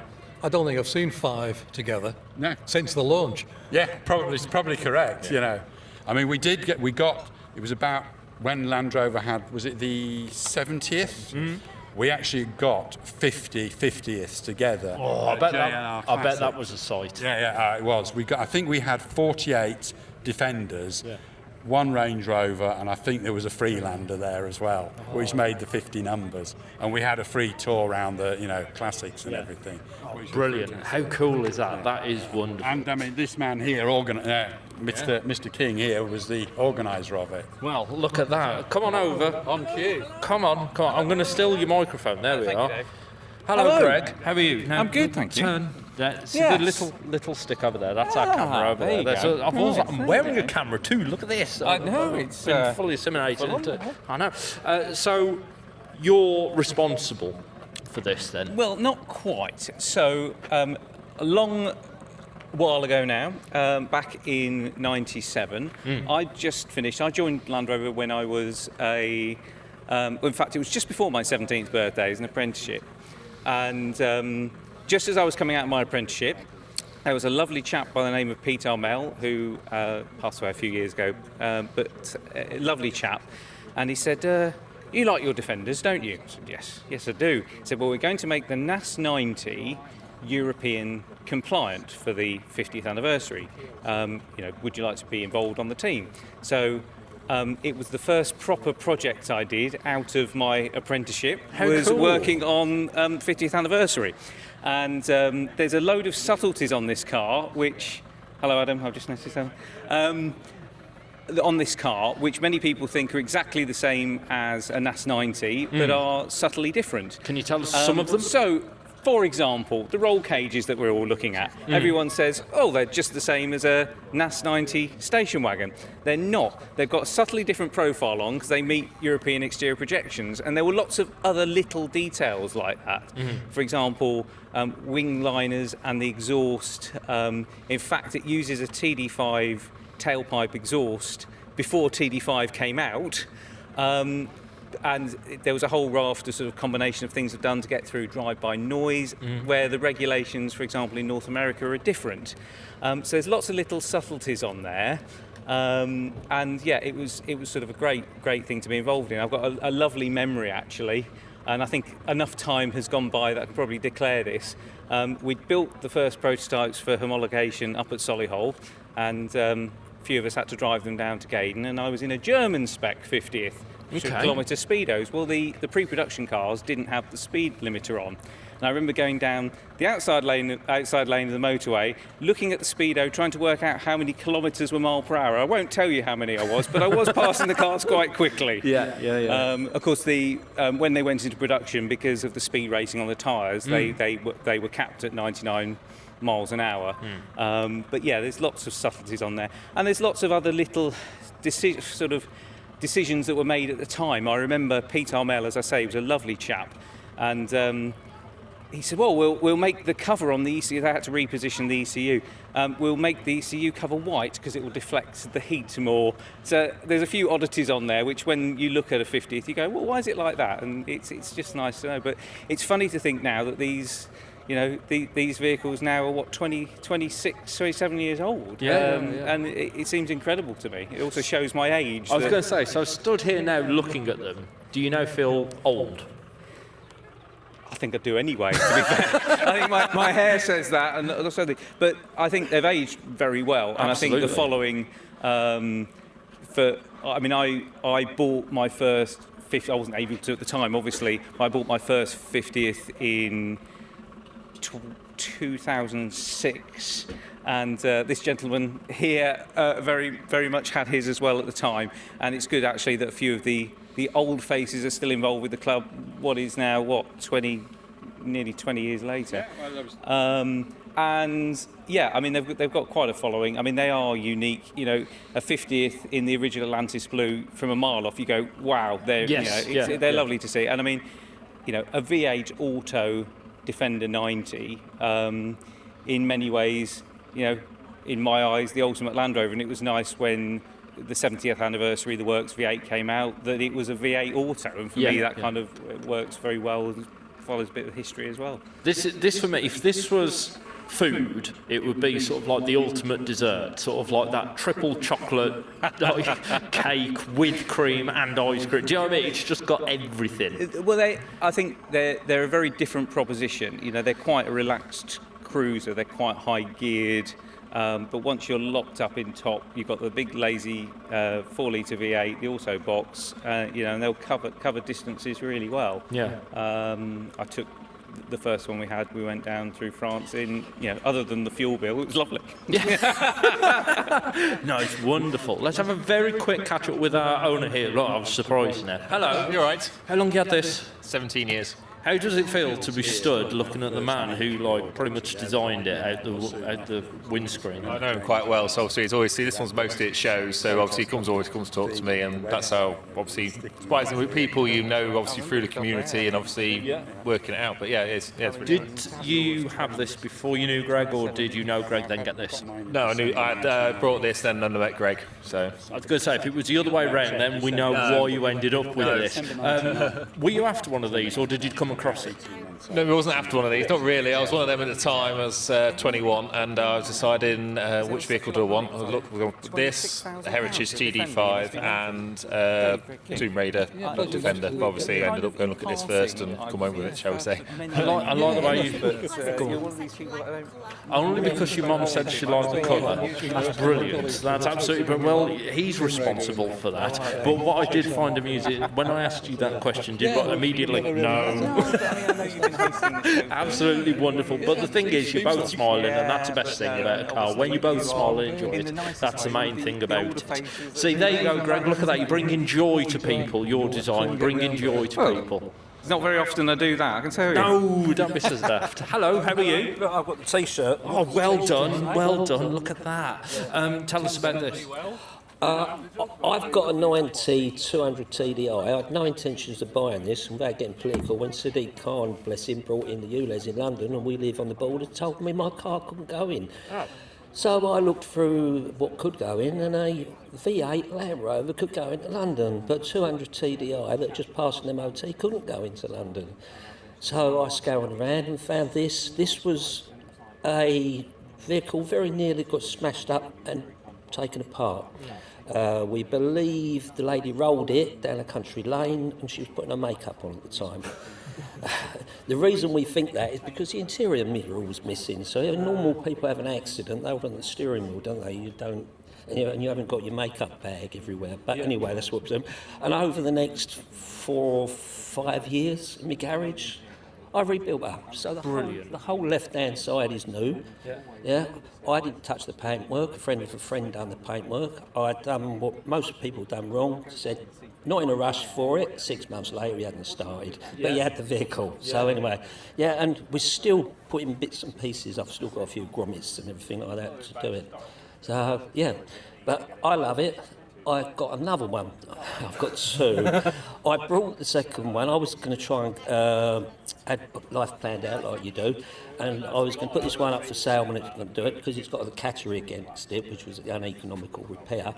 And I was going to use the money for this to refinance and do the other one up. But I'm just getting too old and there's not enough hours in the clock nowadays. There's never enough hours. There's never enough hours. Yeah, so the second one will go up for sale soon, which will put a smile on the wife's face because we have a little bit more room around the house. Hey, have a chat with the guys next to you because his partner in there, she seemed like really into the Land Rovers, really enthusiastic about it. I'm sure she'll buy it off you, and then they can have 2 in there. Yeah, well, no commission you're on there now? No, not at all, not at all. In touch, yeah? Just let me know how you get on. Right, that's 50 quid earned. Right, let's move on to this one. Whose is this? Andy's. Andy's, where is he? Andy's run away. But why has he run away for? He doesn't want to be on YouTube. Doesn't he? Oh, that's fair enough. What do you know about this then? So this, he bought this about 16 years ago because he wanted an automatic to drive in London. And it funny enough, we've just been talking about that, haven't we? And it was originally, I think, had been painted silver, and it went through Neen, and then he had it painted black, and then he moved up to Yorkshire, and it needed a new chassis. Well, he took it. The story is he took it in to have a new alarm fitted, and came out with it looking like this. Interesting. I'm going to say that's an interesting carriage. If you head in there, I need a new alarm fitted. That's a different colour. So it went through LR Motors, who are up near Twisted, and it came out like this. Which I think it's it's in the Tuscan blue, which is the original Range Rover colour. I think it works in the colour scheme. It's a beast, and I think it's it's survived. Exactly. We do need them to survive. Yes, Dave? It's rather nice, isn't it? Oh, it's lovely. It is very lovely. Obviously, you've got to be in the know to know what it is, because you're obviously looking for the details, the typical visual details of the 50th, that colour of those wheels and so forth, and obviously this doesn't have that. No, it's got something nice under the bonnet. Absolutely. Tasty. And so finally, we come on to yours, which we've talked about briefly. What's the most fun thing you've done with this then? Have we been out in the lanes, or have we done any particularly good road trip? What's the memory you've got with this? We've done all sorts. My two girls, who are now in their 30s, they grew up with it, and we've been on trips to various Land Rover shows, here a few times, down to East Nor. I did a bucket list last weekend and went down to Land Rovers of London Drive, which was good, driving past the Albert Hall in it, so that was fun. Managed to do the whole trip on 550 miles on LPG, believe it or not. Wow, brilliant. So that was good. Didn't miss a beat. Excellent. It's a family car. Daughters argue now as to who'll get this or who'll get the Series 1. Well, I don't think there's a losing outcome there, is there? 50th or Series 1. See, Dave there, he said, which one would I have? Which one would I have? The good news is, Dave, you don't need to answer that. I know which one I've had. Simon has the sister to my Series 1. He's got SXF 732, so you'd and have I'm that. 733. And the consecutive chassis numbers. There you go. I think you've got to buy it. So if the daughters he's buying mine. Oh, right, fair enough. He's So got to they have can another both- V8 in the family, hasn't Just he? do a swap Yeah, that I'll swap over, him that. and then you can have this, and then they both end up with Series 1s. They both end up unhappy because they want this. There are options there, aren't there? Absolutely. Options, but it's not going anywhere at the moment. As long as I'm still on this earth, then it's staying with me. Well, have many more fun years and many more fun miles in it. Just before we finish this segment, we've got the Tomb Raider, the Lara Croft Land Rover coming in. You may notice that there's a few badges that I very proudly wear on my uniform, and one of them is Sporting Bears, and they raise money by doing dream rides. I'm sure you've heard of the guys before. Now, one of the things that we need to remember with Sporting Bears is it doesn't have to be a supercar. It could be something just like this, because everyone's got their own dream ride. So I encourage you, if you've got cars like this, yourself, any of the other owners, any of the owners and drivers here today, have a look at Sporting Bears, because they do so many events. You get to go to amazing places, and they've raised more than £4 million by doing dream rides. So please do go and check those guys out. And a big thank you to you and all of the members for bringing in their wonderful 50th. Thank you very, very much. No, thank you. And that sounds Sporting Bears. Sounds brilliant. I will look that up. They are fantastic. Yeah, Such brilliant. a friendly group of people. A real eclectic mix. So yeah, definitely check them out. Thank you. We've got two very, very special Land Rovers here with us, and you know the story, particularly of this one over here. So this was featured in quite a famous film, obviously Lara Croft Tomb Raider, and you were involved with the press photography for it, Correct, if I believe, yes, right? that's So right. tell us a little bit more about this. Okay, so this is one of the three Lara Croft Tomb Raiders built by Special Vehicles back in 2001. And the idea was it was two vehicles that were made for the film, and then the third that was a spare, and also for publicity. Basically they're high cap, diesel high caps that were converted to V8s. Okay, so that's not got a diesel, is exactly. it? So I think one of the stipulations on the film was it needs to sound great, and obviously with a V8, and it had a completely straight through exhaust, so it's got no silencers whatsoever, so it's full bore V8 music, and so it's painted think it was Bonatti Grey, I think is the colour, which was not available at the time. And it was North American spec doors, split doors, so completely open top.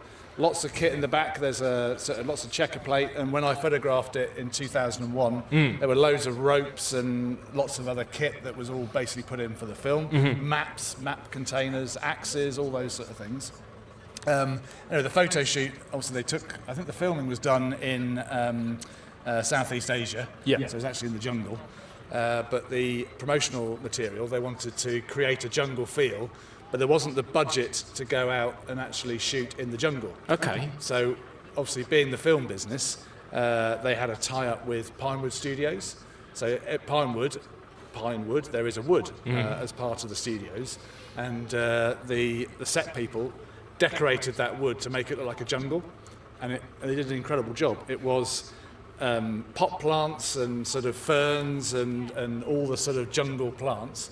And then they had lighting to simulate the sunlight coming to the trees. Big 5K lights that were, 15K lights at the top. And then they had a smoke machine which gave that sort of misty feel. So we were shooting in Pinewood, and it looked like it was shot in the jungles. And this was what, 2001? 2001, yeah. So again, 25 years ago, technology-wise, we've come so far. I mean, now we're talking about, there's a tiny camera over there that can film in 4K. This tiny camera that I put on my Cappy, film in 4K, and you can go onto AI and generate any kind of image and so forth. Technology now is a huge enabler. Totally. 2001, it doesn't sound that long ago, but technology's come miles since then. Well, again, so this was all shot, all the pictures I took of this car originally were all shot on film. So if I were to try and find some of those original pictures, I'd have to go through my filing cabinets, which I've got all my film in, and then they had to be scanned. So I'll have a look and doing that, I think, when I get back home this evening, and I'll maybe post a few on my Instagram page. Obviously, you've shot thousands of cars over your time, but I can tell by the way you talk about this car that it's a bit special. I do remember it, because obviously it's a good-looking thing. I mean, it was designed, obviously, being a film car, a prop. Yeah. The designers, I mean, it would have been designed by the team at Land Rover Design, so they make it look good. So it's got all the sexy kit on it, the roll cage, and the snorkel, and the exposed, the pioneering tools, and the winch, and the bull bar. So all that is intentional. That was very much designed for the film. And in fact, there's one key feature here, which, if you remember, there was a special edition Tomb Raider. Yes. That was basically came from the film, 90 and 110, and they have this same logo, which was the logo that was on the film, and those were made in the Birmingham Jewellery Quarter. Were they? So all the special editions had those stuck to the side wings, and they were all made in the Birmingham Jewellery Quarter. I mean, you photographed this 25 years ago. It still looks cool now. Yeah, definitely. I mean, that's the nice thing, isn't it? I mean, Land Rovers, Defenders, they are timeless. Even though this was 25 years ago that I shot this, it still looks like a cool car. Absolutely. It's that's one of the reasons why I love doing what I do. Yeah, and a huge shout out to the Heritage Museum and the Collection Centre and so forth for keeping it in this condition, because 3 of them were built. When they are used in movies, they very easily get damaged, don't they? Because things do happen. They are moving at speed, and they are designed to be part of the action. Yes, very much so. I mean, that's the thing. I'm sure. I mean, I work with the Bond team with the last Bond film, No Time to Die, where they had the Defenders there. So there's a big team of people that look after the cars, make sure they work. And I'm sure it was the same with this film. There would have been a team of people from Land Rover that were making sure that the vehicles were in tip-top condition, ready to go at the moment's notice. Because obviously that's the way it works on a film set. It's very much a case of, as soon as that car's needed, it needs to be perfect, ready to go straight away. Obviously it's a tribute to the guys here that have kept it in such great condition. Super cool thing, even now. Really, really cool thing. Now that's a movie prop. Yes. Yeah, and it does look awesome, and no doubt it could very well. It never went on a real adventure, but it looks like it could have done. Exactly. However, now, this one, however, did. Tell us about this. Okay, so this is a little bit before my time. I wish I had been around then, but yeah, this is from 1972. This was the Darien Gap, one of the two vehicles that did. Well, I say the Darien Gap, it was actually the Trans-Americas expedition. So the Darien Gap is the bit that everyone talks about because that's the bit that everyone sort of features on because it was such a hardcore trip through the jungle. Yeah. But it was actually a trip from Alaska down to Cape Horn. So the two Range Rovers were driven by teams from the British Army, and it was very much an expedition from the north of North America to the south of South America. And obviously the Darien Gap was the bit that was in the middle, which I say is now the bit that everyone talks about, and where most of the battle scars that are on this car came from. Yeah, I was going to say, she does wear battle scars, but she wears them with pride. Absolutely. You know, it just adds to the character of the car. I'm sure I heard a story that was this was one of the first cars to get through the Darien Gap. Because you can't just drive through the Darien Gap. It is a jungle. It is a jungle, and I think one of the main things that makes it difficult is jungle grows back very quickly. So it's a thicket. Plus, of course, you've got lots of rivers. So I think on this particular trip, you see you've got the bridging ladders on the top, but they also use the Avon inflatable rafts. So on some of the sections where you just put the cars onto a raft and float them down, which obviously is a lot easier than driving through the jungle because obviously a river you can actually there was it's open. I'm sure it was on an Antiques Roadshow type programme recently. That one of the drivers or one of the participants was at the very end they were given a small model of this. That's right. Yes. And he still had it. Yes. Kind of thing, and it looks just like this. And I do hope that someone had got a little hammer and dented all the panels to make it look the same. Yeah, but yeah, I mean, absolutely. Just little dinks all around. You get a little toffee hammer and just tap it in. So there's two of these. One here, and I think the other one is at the Dunsfold collection. Yeah. And it's very rare that you see them together, but there was a time, I think for the 60th anniversary of Land Rover back in 2008, that we had the two together at Eastner. So I've got some pictures which I shot of the two together, which I feel very, very privileged and honoured to have done. When was it, did you say? What year was that expedition? 1972. 72. So 2 years after the Range Rover was I was going to say, so Range Rover came out 1970, and as we were talking about earlier when we had Range Rover Registry, they very much were, I mean, now they are a luxury car, no question about it, they are luxury. Back then they weren't, and you've still got, it was way before they came out with 5-door, so we're talking 3-door here. Yes. And you can see inside, it's got all of that rubber and plastic interior that can literally just be hosed out.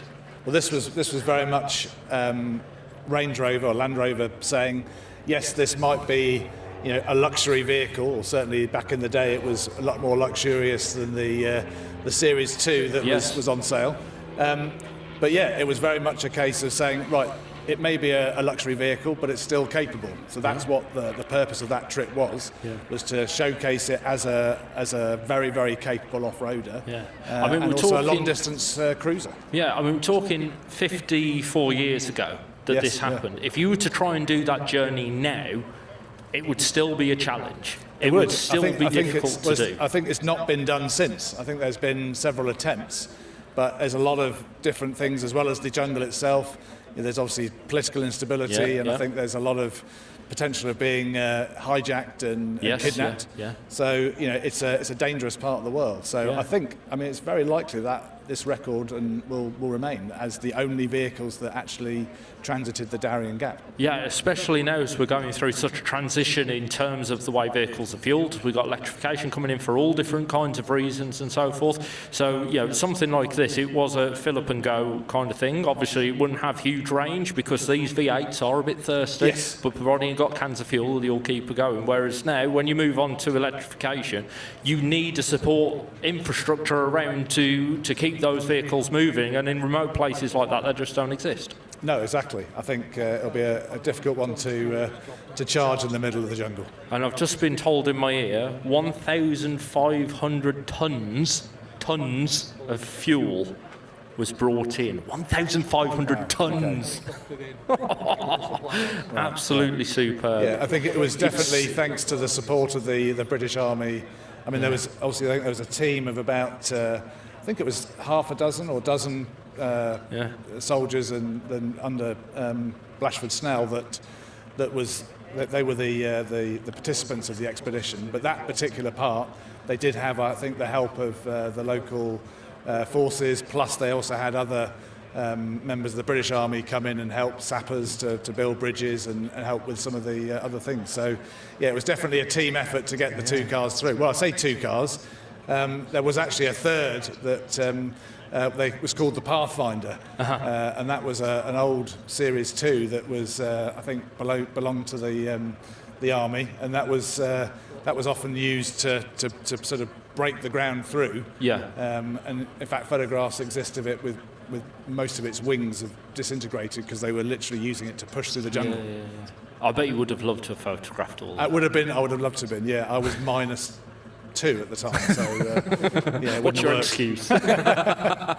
No, things like that. I mean, it's the kind of story that you could imagine someone writing, and like for bedtime stories for little boys. Yes. But no, I'm sure all of them felt like little kids on a proper adventure doing Absolutely. it. And that's the nice thing about, I think nowadays, there are still those big adventures to go and done, and obviously you probably saw there's the Defender Dakar car over there, and that's a different type of adventure, but still an amazing story. Yeah, absolutely. No, wonderful. It's so wonderful to see such a great piece of history here with this, and also to have a piece of your history, a film prop, but equally a piece of your history, because it did form part of your career. And I think I speak for everybody here who's listening in saying thank you for sharing your story with that, and indeed the story of the Camel Trophy earlier. It's really kind of you.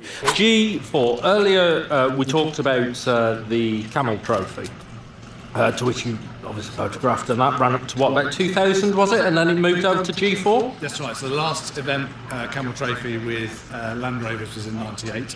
Okay. The last Camel Trophy was in 2000, and that was in boats, so very different. Okay. But yes, the G4 Challenge was basically Land Rovers replacement for Camel Trophy. And that ran through to what, about 2009, was it, or 2008? Correct. So it was supposed to be an event in 2009.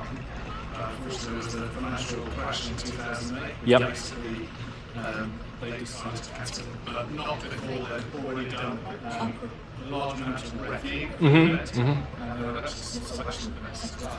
Okay, so the first one we're going to talk about is this one, and probably the owner's more important. I was going to say, I'll definitely talk to the owner. He's more genuine G4 than the car. Oh, he's gone there. He's gone there. That's probably the most polite way of saying it. But yeah, we're here with now.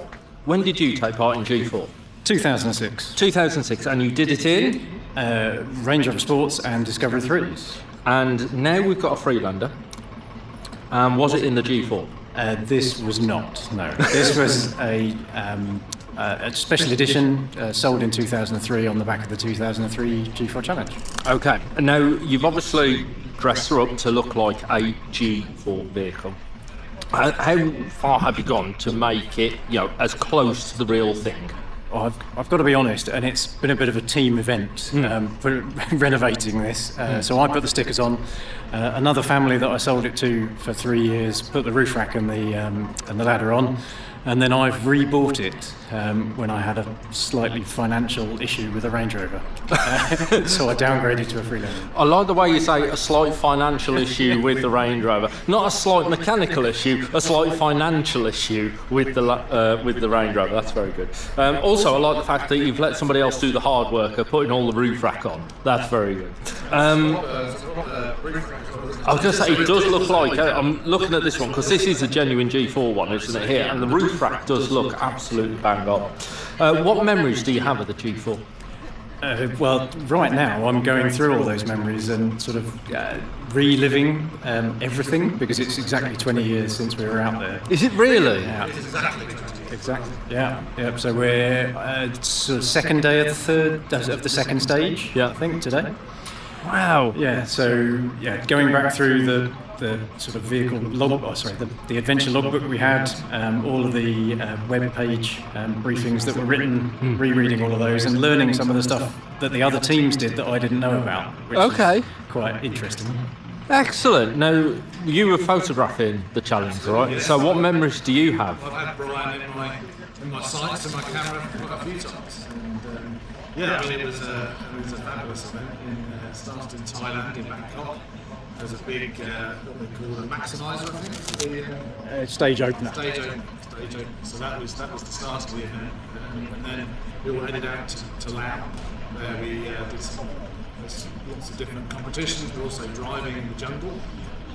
And then from that there was a whole change of scenery. We went across to Brazil to Cape Town, where there was a competition on the beach. And then finally we ended up in Bolivia, which again was a massive contrast to the jungles of Southeast Asia. But again, got that fantastic look of green jungles, and then right the other end in Bolivia, the white salt flats of the Salar de Uyuni, so all of the orange vehicles, which is incredible. I mean, Nick, the way you described it falls off the tongue so easily, doesn't it? It sounds like, I went over to Tesco, then popped to the pub, and then I came back and had a lovely Sunday roast. But it wasn't like that at all, was it? There was a heck of a lot of organising had gone on, like Nick mentioned about the sort of recce's. I'm friends with some of the people who are the marshals and the sort of event competition setters now, and listening to the stories of the adventures they had setting those things up and recceing them just sounds incredible. So we were we were out there for 5 weeks, or on the road for 5 weeks, but they've been setting it up for ages, and they did a brilliant job.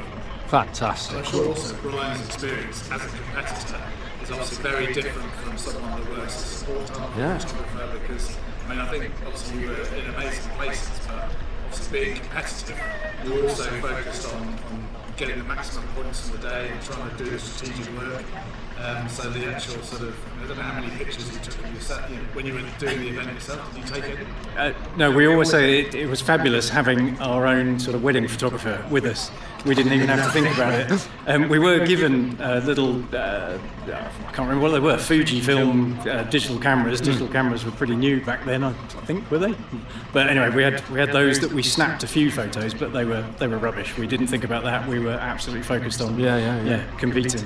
And it's been great for me, talking to people after the event and learning what happened, sort of out of our sight, because we were focused on the next event, getting there on time, and doing the best we could. Did it feel, I'm assuming, as like when you are in any form of competition or when you're at any form of event and you're focused on task in hand, like the time just goes by so quickly? Yeah, absolutely. There wasn't much time to sort of think about home and everything, but there were gaps in between the stages where we sort of swapped media. So in between stages 1 and 2 and 2 and 3 and 3 and 4, there was a moment to sort of reflect, and also that was the only time we had the internet, when we were in a hotel and you could read all the stories that other competitors had written about you or their experiences, and trying to sort of just capture as much as you could to put yourself in the best competitive position for the next week. 20 years on, would you do it again? Without shadow of a doubt, yeah, absolutely. If only the UK was putting some a team into the trophy, I'd be at it like. And what car would you want to do it in? The Defenders do look amazing. I'd love to see the modern technology and see how it goes. Back then, Range Rover Sports were brand new, Discovery 3s were brand new, and the technology on there, I'd come from a Series 3, petrol engine, 5-speed, that was it. So going into the electronics and adjustable suspension and everything was just space age. Yeah. But it was incredible. What they could do was amazing. And I'm sure it will be a step change to new Defender too. I was going to say, like now, if we were to look at Range Rover Sport now, or the Disco 3 now, and you get in one of those, it would feel quite aged because of how far technology has come along. But like as you were saying, back then you stood in there and it's like, this is a starship. Yeah, absolutely. Yeah, certainly from my Series 3 to a Range Rover Sport was mind blowing. Yeah, fantastic. What a wonderful insight. Thank you very, very much for that. Now this is a genuine one. This is the real deal, and I can testify for that because I don't know quite how the twist of fate. This actually was the car that was allocated to me for Stage 3 of the 2003 Digital Challenge. So this was my car. I sat in the passenger seat in Australia, which was the stage 3 of the first G4 Champs. So, and you've seen it since then as well, haven't you? Was it India? Yeah, so again, by another weird twist of fate. So Trevor and Ruth, the owners, basically they bought this vehicle to go and do the Himalayan Rally, which was back in the last year. And that was the event that I did in my yellow Freelander. So Your littles, what did you say, 750 quid bargain? Exactly, yeah. So that was one of the 3 Freelanders. So there was my Freelander, which is just a normal Freelander. This one, the G4, and there was also Cyril in Camel Trophy. Before I just come on to you, sir, madam, how many differences are there between a proper G4 Freelander and say a normal everyday? I mean, were there many upgrades to them? I mean, so all the G4 cars plus the Camel cars did have sort of extra accessories, but the whole point was that the car should be as standard as possible. So the idea was that you could genuinely go and buy one of these at the showroom and go and do the same thing. I mean, most of the things that were added were just for protection and safety. So, for example, you've got a extra aluminium skid plate underneath. Yep. Snorkel, so the high intake breather. Roof rack. Spotlights, obviously, so you can see a little bit better in the dark. Got the radio comms, which obviously all the cars will communicate with each other. Rear ladder for getting stuff off the back, and then there was also a demountable winch. So that's what makes these special. Have you got? You haven't got? So they actually had to take it off because the event cars came with a worn winch. That because of the freedom, they couldn't actually mount a winch to the front. So they came up with a hitch receiver that would protrude, and the winch could be then bolted onto that and work both front and rear. That's quite cool. But of course the problem with that is because it's a massive metal intrusion, Yes. that doesn't do a lot for crash protection. No. So legally they weren't allowed to sell the cars after the event with that one. So that's why you don't see those available in the actual cars that But apart from that one part there, the rest of it is as it was. Yeah, this is the original paint. I mean, it's got a little bit, you could tell faded over time, but yeah, this was the original. All bright colours fade in that. UV just loves bright red Vauxhalls are bad for, in fact, any kind of red car. Yellows, oranges, they always fade. How have you come to own this? So we purchased it beginning of last year. Out of an auction, actually. It didn't sell in auction, so we decided to make a bid outside of the auction. We got the car, did a lot of work to it, or we did some of the work to it. The company did some work to it, preparing it for the rally, and yeah, the rest is history, as they say. So we've had it now for about 15 months. So we bought it in January of last year. Fantastic. And were you looking for a G4? We needed for the event a car that was 20 years old or more because of the conditions in the Himalayas. We wanted an off-road or four-wheel drive, so we looked at a few different cars, and this happened to fit all the right kind of criteria, all the right boxes. So yeah. Well, that's good, because as we were talking about earlier, Freelanders sometimes get a bad rap for not being a real Land Rover because they don't have all of the transfer box, low range, etc., etc. But you looked at this and went, no, that's the one. Yeah, absolutely. It also had the V6 engine, which wanted something with a bit of power. Unlike Nick's 1.8, dare I say. Trevor was always in front whenever on the trip. He couldn't keep up. Trevor was off. The V6 was, I don't think what your fuel consumption was on that. Don't ask about the fuel. He was so far ahead that he could fill up and still maintain a lead. But yeah, so it did all right things. It performed brilliantly. Everything about this car is superb. It doesn't have the off-road clearance that these 110s have, or even Discoveries, but other than that, other than the clearance, I think it performs in a great way. And it's a road car as well, so it's not, you don't feel like you're driving. We've got a 90 as well. Yeah. But yeah, this is like driving a car. Yeah, and I think that's the thing with the Freelander is they do feel more like a car on the road. They don't feel like an off-roader that you're using on road. It's more like almost a car that's got off-road ability. I won't say capability, I'll say ability, because it does have the ability to do it. And to be honest, that car was the Freelanders were the perfect car for that trip we did in the Himalayas. Yeah, it was a lot big distance, long miles, but there was quite a few sections that were rough and need extra ground. Yeah. I like to think of them as sort of like the plucky little brick, the little underdog.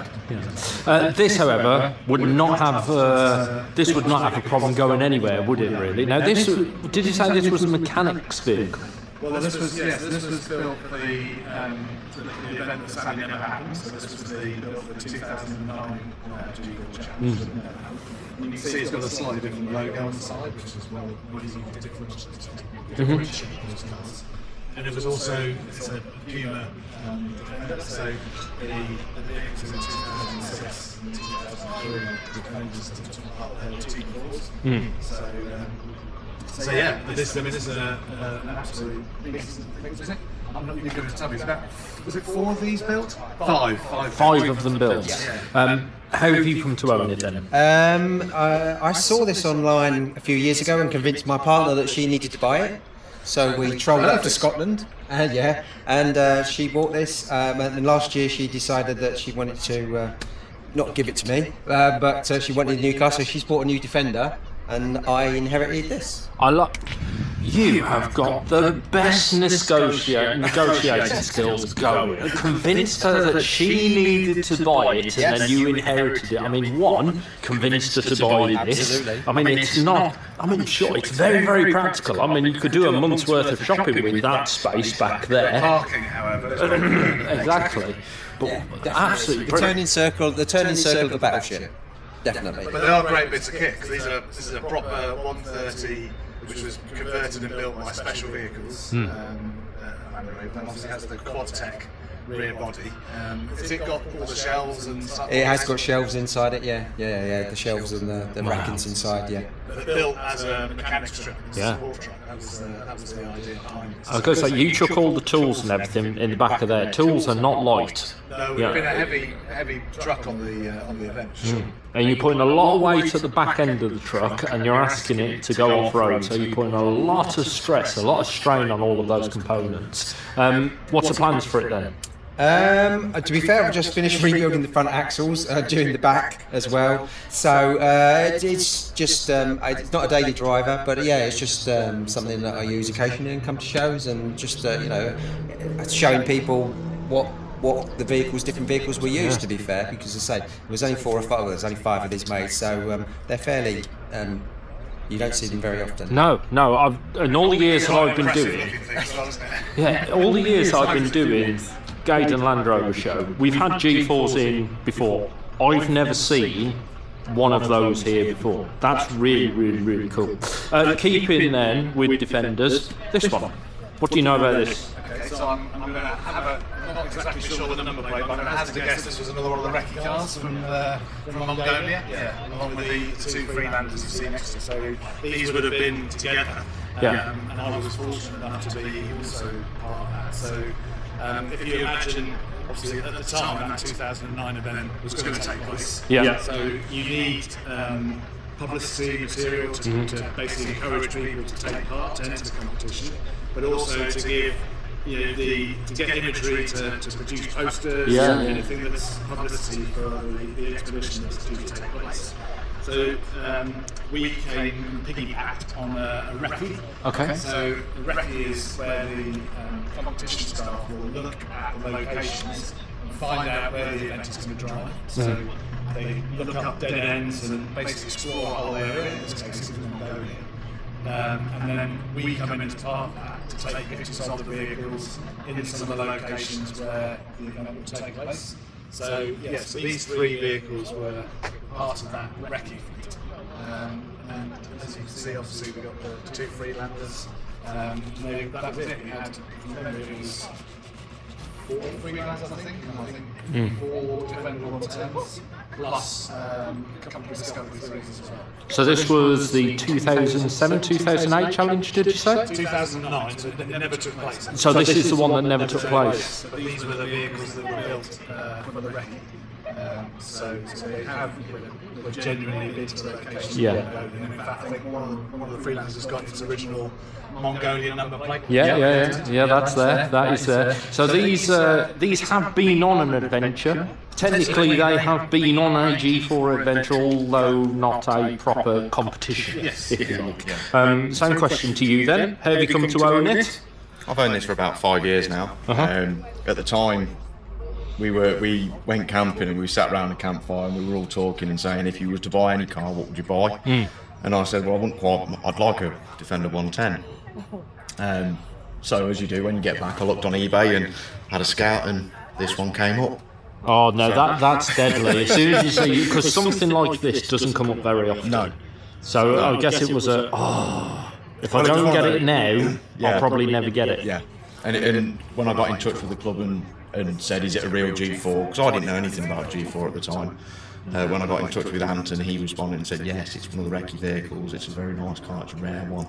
If you're interested, get in touch with the club again and we'll put you as a member. So I bought it, and here I am. And the rest is history. The rest is history. Any regrets then? No. Good answer. Really like talking to people about it and different people's experience and meeting new people. You know, we enjoy our social life and stuff, and being with the G4, it's massively enhanced that. Yeah. So it's just great to be a part of it. This is the thing with like the Land Rover scene. You've got everyone. If you've got a Land Rover, everyone waves. Yeah, everyone like says hello. Yeah, well, I feel you're the same pain that you do at times, and the same enjoyment as you do at times. But within the Land Rover community, there's pockets, isn't there? You know, we've got pockets within pockets. Yeah, you've got Range Rover Register, you've got G4. Yeah, there's pockets within pockets, but they're all part of the same family. I'm mindful of time because we've got another couple of things coming up, but very quickly we'll talk about these because I think this is the first time this weekend we've had Freelander 2s in the arena, and some people say that Freelander 2 is the best Land Rover, most reliable Land Rover ever built. Some people say that, I'm not saying I say it, but let's very quickly talk to you about yours. What have we got here? This one I'm not sure because I've only had it a few months. Okay. But if you talk to my son, which is that one, he knows all about it. Is that because... No, right, son, I've got an idea of what's happened here. I know exactly what's happened here. You own that one, correct? No, I own this one. And you do. Did you own that one? No. It was actually Gary who owned it. Yeah, right, okay. So let me guess. It came up for sale. You're like, I need to buy that. How can I buy it? I know. Mum, Dad, I bought you a car. Basically, Mum over there. Yes. Yeah, well, it's bringing the two Mongolian Vices together. Yeah. So, in this situation, we can bring them both out together at the same time, and they're both, as they were in the photographs. Yeah. It's taken. So, yeah. Yeah. That's quite cool to have them together and to keep them together. I've owned this for 13 years now. Yeah. So I've had this since it was 5 years old. Brilliant. When you saw that for sale, then you were like, right, I've got to get it. Yeah, it makes it easy. It's also automatic as well, so it makes it easy for my dad to drive. You just keep justifying it in your mind any way you like. I think that's brilliant. What a great excuse. I love seeing them back together because it's obviously this is part of my own personal history, which is sort of kind of weird in a way as well, that I'm seeing these cars together again.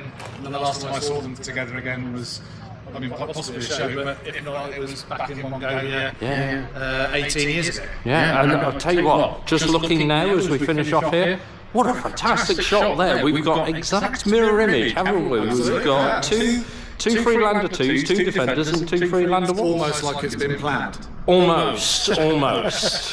This has definitely been planned, though. I'll tell you, as soon as that one comes up for sale, it'll be recruiting more people, I tell you now. Just need to go to Mongolia now as well. I'll come and take some pictures for you. There you go. Perfect. Ladies and gents, wonderful display there by G4, and a big thank you there to Nick for joining us back on the microphone. Range Rover owners. And before we begin with this fantastic collection of Range Rovers, Matthew, come here. Got a bone to pick with you. Okay. When you were coming in, I said to you, how many? What did you say to me? About 8. About 8. Do you want to count them? Yeah, that's about 8. About 8. It's about 2, 4, 6, 8, 10. You can never have too many Range Rovers. never. Trust me. Too many Range Rovers or too many Range Rover problems? No, of course not. To be honest, we are thrilled to be here. This is our 10th anniversary here that we've been running. Yeah. We only lost 2 cars that broke down today. So yeah, we've had a really good turn off. So it's been a really good day. Excellent. Well, it wouldn't be a Land Rover show if we didn't have some fall on their way here. That's correct, yeah. We've got a great selection here. Everything from some of the best-selling Range Rovers, the Evokes, the 322 is our most popular Range Rover model in the club. We have, thousands and tens of thousands of owners in this club, but our L322 groups are our biggest. Well over 20,000 members in that group. So we are thrilled to be here. Right, well, we've got a 322 over there, which is dressed to the hilt. We'll come on to that last. We're going to start with this one over here. It's a bit of a challenge for me to do this, hence why I'm wearing a camera, because this camera here, I pushed it as far back as it could possibly go, and it's literally just about got the 2 in, but hopefully you'll see everything on this little camera here that I'm wearing. Don't be put off by this, ignore this little fella, he's just recording in its own due course. A 322, tell us a little bit about this. Yes, good afternoon. So I've only just had this car 6 months. Okay. Bought it very locally, in fact down the road in Banbury. Yeah.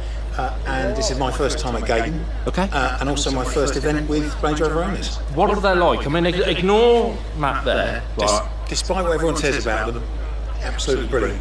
Is that the club or the car? Well, the car's great, but can't fault Matt's organisation. Yeah. Excellent. Now, is this your first Land Rover, first Range Rover? No, last of many. I hope to keep this one kind of as long as it will go. So it's a bit of an investment, really.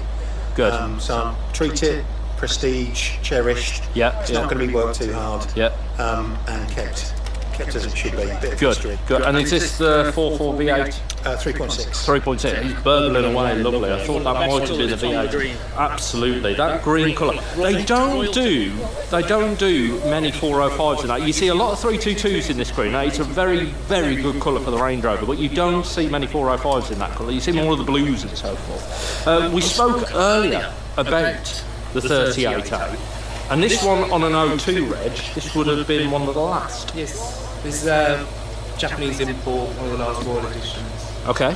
4.6 with an LPG conversion. Awesome. So as being one of the last ones, I'm guessing this has got a lot of toys on it. A few, not. It's not that fancy. Okay. Now, were you after a 38A or did it just come up? What's the story? How did you come to own it? Just sort of came up. Like my dad's always had Range Rovers, and this one just sort of popped up, and I missed the chance. Good, man. Is this dad next to you? Next to me. Right, does he ever go on about the fact that his 322 is in every way superior? Yeah. He does. Excellent. And then when his breaks down, you just drive past him, eh? Right, let's come on to you then, Dad. Hello. What do you think of his 38A? Excellent choice. Good. So why haven't you got one? I love these. We were talking earlier about the 322. It's the one Range Rover model that just seems to just tick all the boxes. I think it's got a certain elegance to it. Yeah. And I've always had 322s. Yeah. And that's when I stayed them. So. How many have you had? I think there's only my second one out of, but it's something I always wanted. So. Yeah. And this one came up. I've had it a year and a half. It's an XQ80 Ambassador's car. Cool. So never went off road. Didn't go in the rain. Yeah. And then Ambassador's employee bought it. And now it's come to me. Fantastic. Just clicked on 57,000 miles. Brilliant. It's lovely. Totally original, this car. I am the world's biggest L322 fan. You can't tell. Yeah. hence how the club actually started and has grown, but it originally grew from the L322. But this is one of my favourite vehicles that comes to events. Totally original, 2004. The nice BMW 4.4 V8 engine. It's just a really sweet ride. Yeah.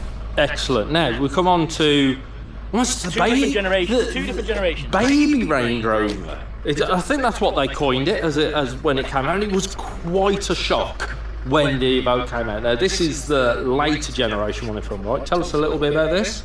Yeah, so this is 2 litre diesel. I've had this coming up to about a year. Had a Discovery Sport before this, so this is my first Range Rover, but not first Land Rover. Okay. How does it compare to Disco Sport? Much nicer.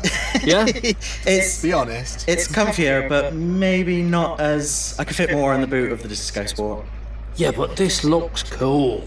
It definitely looks cooler, yeah, I will admit. This has still got that concept car look to it. Do you remember when they came out with the sketches for it? I do, yeah. I actually went to some of the launches for the original one back in 2011. And I remember when it first came out, I knew instantly it was going to be an absolute successful Land Rover. And in some ways, it's propelled the brand into new generations, into new hemisphere, because it's got that aspirational type of atmosphere about it. People can start with an Evoque, they can move up to a Sport, and ultimately maybe go into a full size or a 405 or the new 460. But it fits perfectly in the Land Rover family and the Range Rover family as that starting point. Yeah. And it's great for parking round a city. Yes, yeah, absolutely, because Range Rover is a luxury They are a product nightmare now, to park.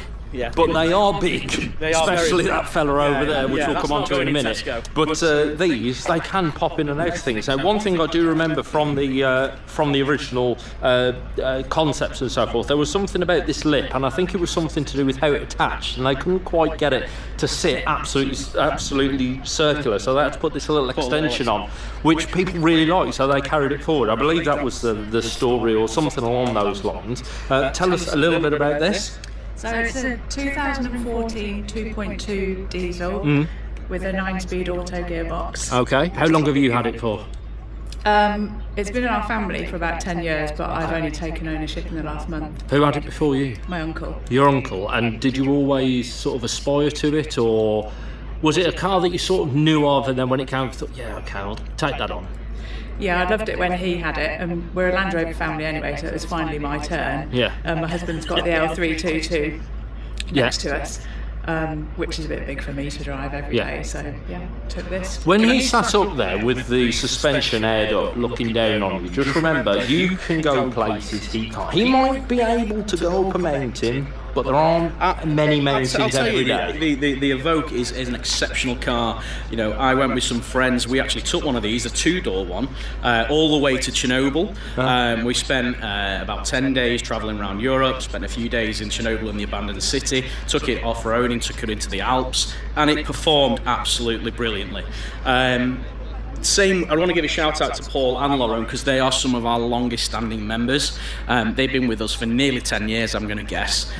So yeah, I'm very, very grateful for Lauren and Paul for, and Laura for getting her own Range Rover to expand the fleet. So yeah, big shout out to these two here. Well, let's have a very quick catch up with you, sir, in the 322. Now, is this a superior car? Yes, very. All I'm doing here is stirring. Yeah, I'm not doing it with a wooden spoon. I've got the whisk out right now, and it's on maximum. 322. Tell us a bit about this. It's a beautiful, comfortable car. Good economy. Yeah. How long you had it for?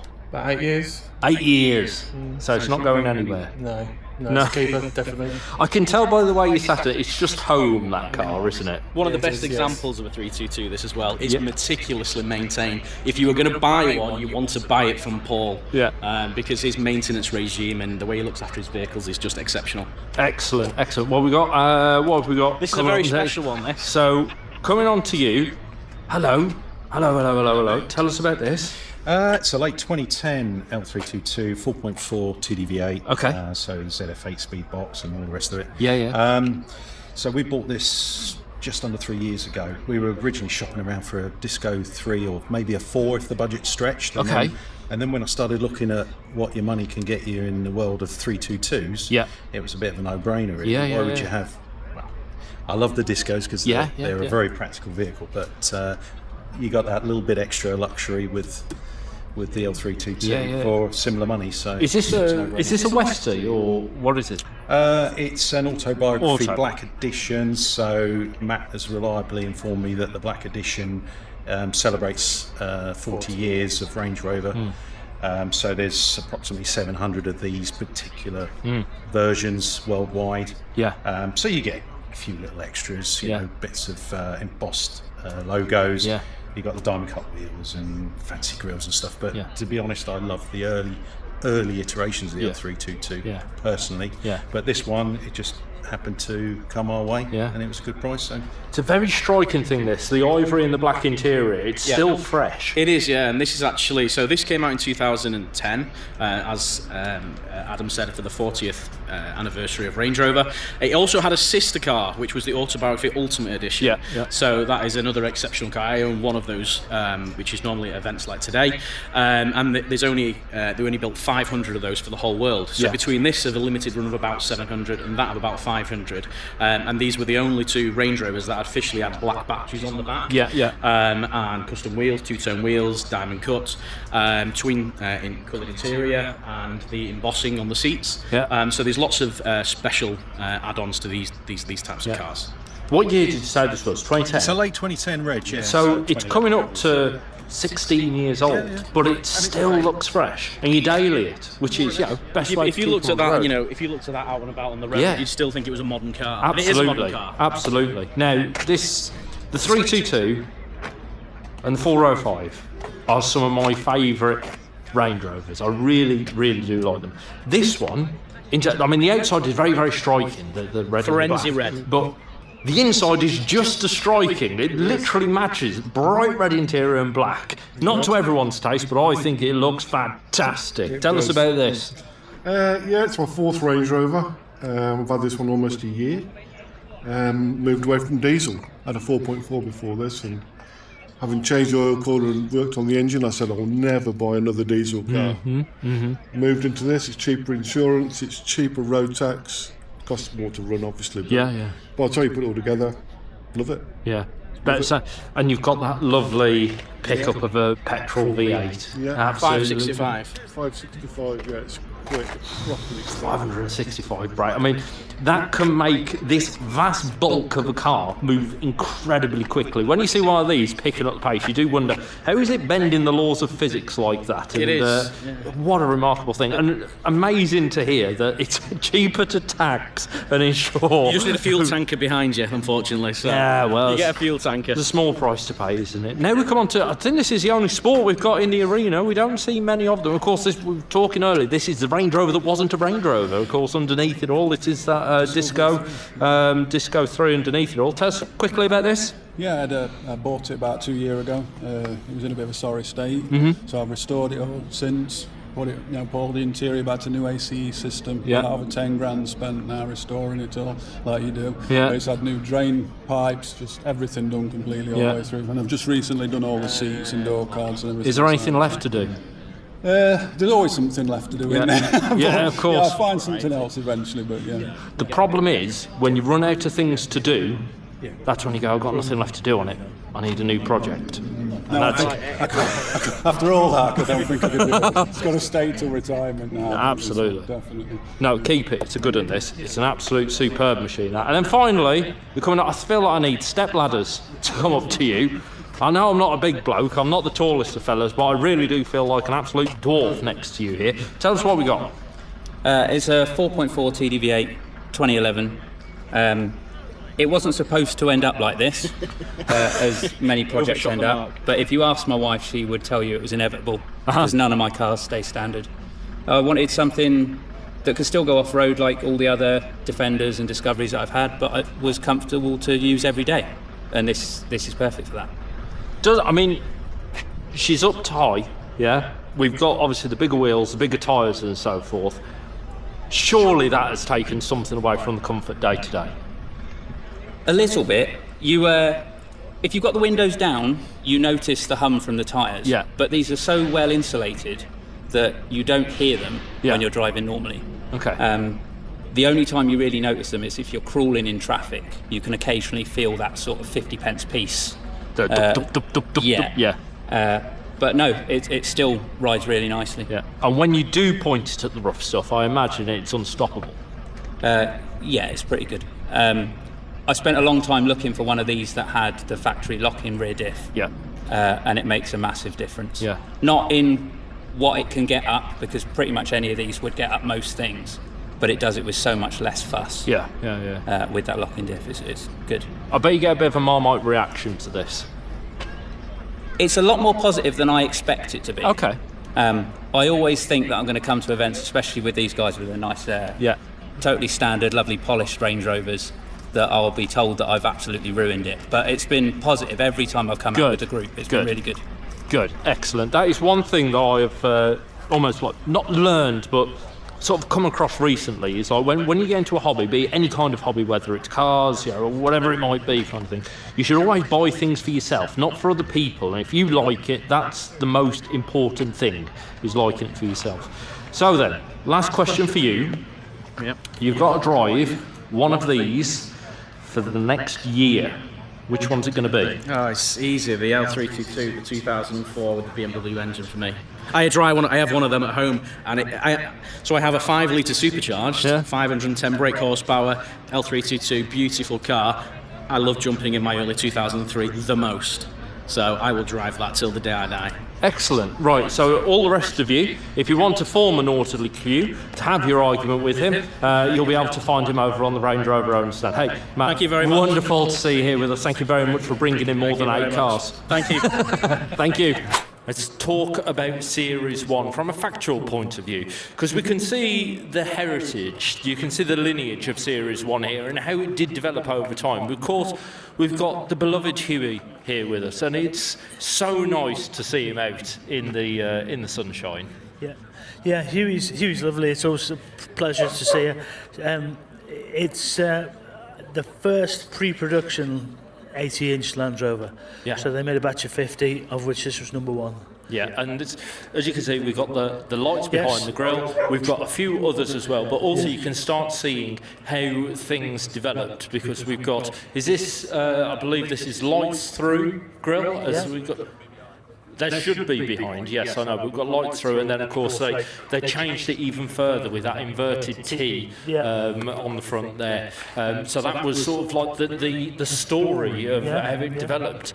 So we may as well start right at the very start, shall we? We'll start with, well, one of the most iconic number plates and iconic in the world. It is Huey. Yeah. First Land Rover, really. First of the pre-production batch.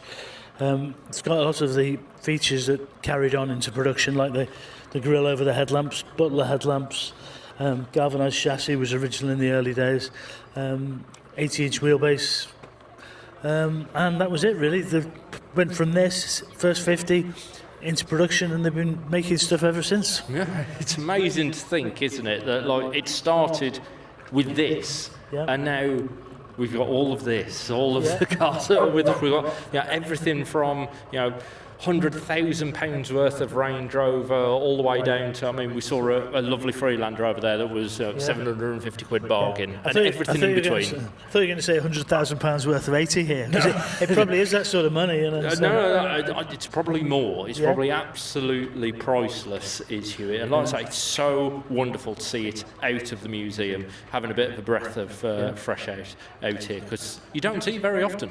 No, I mean, Land Rover use it for press events and things, and sometimes when you come, it's in a museum, and sometimes it's out on business, so you have to take a bit of a lottery whether you see it or not. Yeah, now they are incredibly simple vehicles, aren't they? Pretty much, yeah.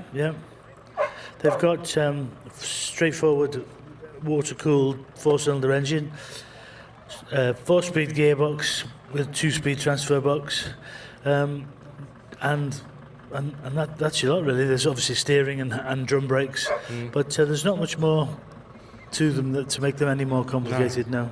No, they are so simple. Even the design of them, very simple straight lines, very delicate lines on them and so forth, and such an iconic shape now. Yeah, absolutely. And this colour was used in the very early days before they changed to this darker green. Yeah.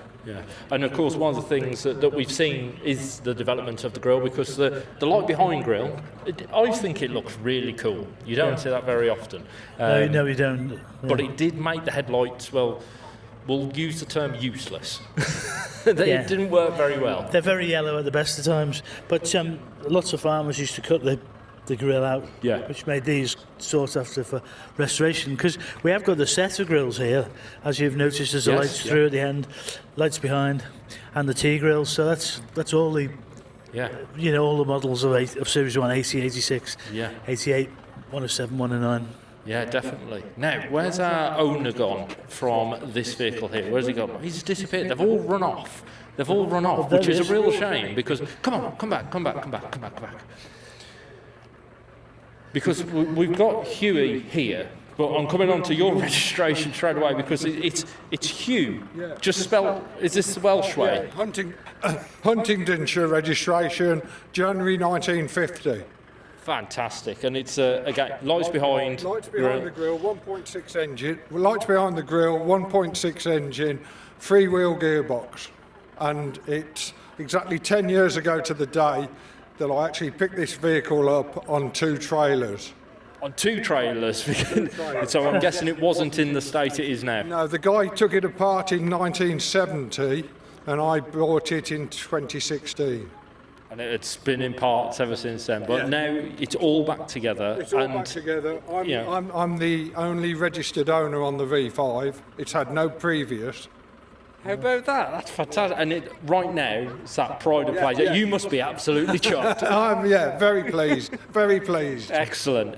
Now, I'm going to come on to you, sir, because this one is wearing its battle scars proudly. Tell us a bit about this. Well, I've had this since 1990, and it's been used for Land Rover trials, off-road competitions. Used to go out every month with it, trialling. Hence, there's not a straight panel on it. It was painted yellow when I bought it in 1990, and the first thing I was going to do was paint it green. But it got known within the clubs as the yellow one, so it's just stayed that way. Fair enough. So it's not original, unlike the others here. It's been modernised as they did in the sort of 80s, 90s, with later components, later engine, later axles. So makes it a bit more usable. But and I do use it regularly, sort of on and off road. Yeah, absolutely. I mean, this is the thing. Like, we're looking now in 2026, and we see absolutely pristine examples. For example, this one we've got here. But we're in 2026 now. 36 years ago, 1990, it was a very, very different world. And these, weren't worth anywhere near as much as they are now. So they were trial, and they still are. Absolutely. It's. I mean, the prices have dropped off a bit recently. There's no doubt about that.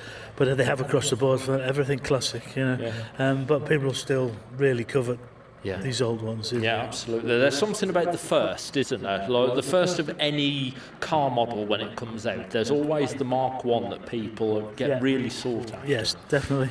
Now let's come over to this side. Also, this one's like, come on up. We've spoken many times before now. How are you doing? Hello, all right, good afternoon. I'm good. How are you doing? You well? Yeah, very well, thank you. She's looking fine? She's still going then, hey? Oh, absolutely, yes. For 47 years, it's been running me around everywhere. Yeah. So that's how long you've had it for now, yeah? Yeah, 1979. Then I got involved in the club and started travelling to events all over Europe. Didn't go quite so far these days. But still going well. Good. Now, in that time that you've owned it, obviously, I'm guessing you've done a fair bit of work to it, done restorations and so forth. Has it been through many restorations? It hasn't been through any restorations as such. It's had one repaint about 30 years ago. Lots of little odds and ends just to keep it running. That's the best way of doing it, just constant maintenance to keep on top of things. The worst problem I had was one winter when I didn't use it. It didn't run so well in the spring, so now keep it going, even not necessarily long distances, but keep using it. Fantastic, excellent, and of course we've spoken many times from the Series 1 Owners Club, and another member who I know very, very well. It is you, Kyle, and we've got Dodo here. Now, Dodo did have a bit of fame here at the Gaydon Land Rover show, probably 2019. So was that 7 years ago? Wow. So 7 years ago, me and you climbed into Dodo, and we had the Land Rover experience here, and somehow we managed to convince them to let us take Dodo on the experience. Now, we didn't quite do the up and over, that 30 odd degrees, but we did go over the old axle bender, didn't we? And one of the challenges with that is it's set for, what were they using there? Wasn't it? Disco 4s. Disco 4s. And as you can imagine, Disco 4s are quite a bit bigger than Dodo and Series 1, so the track was set much wider. So when you attacked it, this wheel was on. It was absolutely perfectly on. Meanwhile, that wheel over there was almost off. It was literally, right on a knife edge for it almost coming off. And there's some brilliant photos that you've probably seen circulated around of me holding on. I don't know where the bars have gone off the back. Holding on for dear life, knowing that Kyle is very, very close to rolling it. But Dodo made it over. It's a very good recollection of it. Yeah, it was good fun. You did very well to convince them that we were allowed to go on. So yeah. I don't think I'll ever get away with convincing. I think they saw that and were like, right, that's the last time we're ever going to be convinced to let anybody else on this. But it was great fun. It was fantastic to see it, and it did remarkably well. Even if it did cock a wheel, it still made it across. Yeah, well, they're small and nimble, so you can send them most places. Yeah. The bigger ones have got the traction control, all the driver aids, but if there's a small gap to get through, there's no chance of electronics except a small thing. Yeah. Now, you've had this, how long has this been in the family? So we were just at it just over 60 years. 1965, my dad picked it up with the Rover Scouts of Leicester. They all paid £20. They all paid £1 and it was a £20 total buy.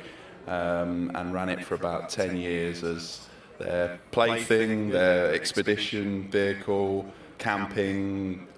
The stories are endless. You say this was the Scouts? Yes. Yeah. Have you paid that 20 quid back? Because with inflation, that's going to add up. So in the 10 years, at the end of that, the group split up, and Dad says he squared the books away and then became sole custodian. Good work by Dad there, excellent. And you've rebuilt this several times, haven't you? Two proper restorations. The last one was 8 years ago. The one before that was about in 1990. And then it's had a few little touch-ups in the Scouts' time. They even painted it blue at one point because they just like the colour, but that's what you did back then. And it's had all sorts of subtle modifications over the years, but almost everything's reversible, so that's the beauty of Land Rovers. No, it's brilliant. It's so good to see all of the Series 1s here. What's lovely to see is that we've got one of each version here. We've got the T-grille, the lights through, the lights behind grille. It's lovely to see that, because when you see Series 1s, everyone thinks they're the same.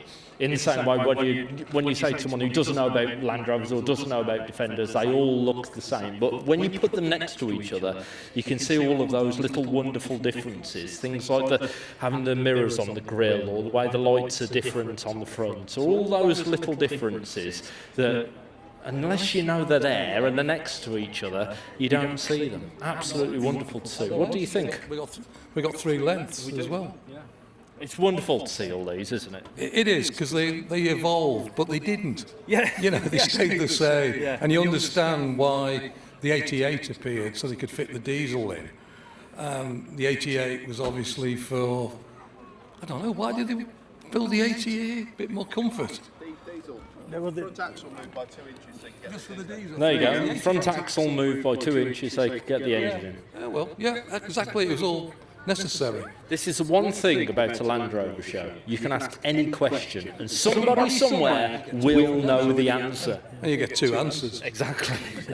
They're not necessarily the same answers. No, it's wonderful. Right, we'll come off mic now. We'll let them sit here for a bit, because I imagine the owners want to get a couple of photos of their vehicles next to the famous Huey there. A big thank you to you, John, for joining us on the microphone. Thank you very much. Pleasure, thank you. Go on, Tunners. What a superb collection. I know, right? I mean, compared to what we just had, the Series 1s that were in just a few minutes ago, they were lovely and delicate and quaint. And gentle. Yes, and these are not... brute. They are indeed. Right. 1 ton. We'll start with this one. Whose is this? Who's it? It's yours. Come here. Don't be shy. Come on over. First question for you. Why does yours look bigger than all of the others? It shouldn't do, really. It's just literally been rebuilt. It was finished on Thursday night. Was it really? Yeah. Was it a rush to get it built for this show? Yeah, very much so. This was a target because it's been off the road for about 17, 18 years. Yeah. So, yeah, it was a big push to get it here. Why did you want a 1 ton?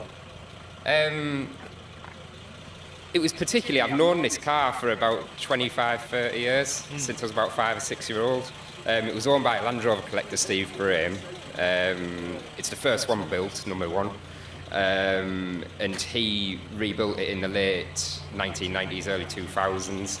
And I actually had my first job with Steve. And on the back of that, we used to go all around the country with this car, showing it to various events, East Newcastle, all those sort of places. So I just always had a bit of an affection for the car. Steve had a bit of a sort of change in circumstances. It ended up stood outside for 17 years, went to rack and ruin. Didn't really want to sell it, but had known me for so long, I've always kept in touch, knew it was going to a good owner, so we agreed a sale, and I've restored it over the last 5 or 6 months. Fantastic. It looks absolutely pretty. You must be over the moon with this. Yeah, I'm pleased with how it's turned out. I can tell, because you can't stop smiling, and that's great. Don't lose that, because so many people don't want to show that emotion, but you've got to let it out. You've got to enjoy it and go, do you know what?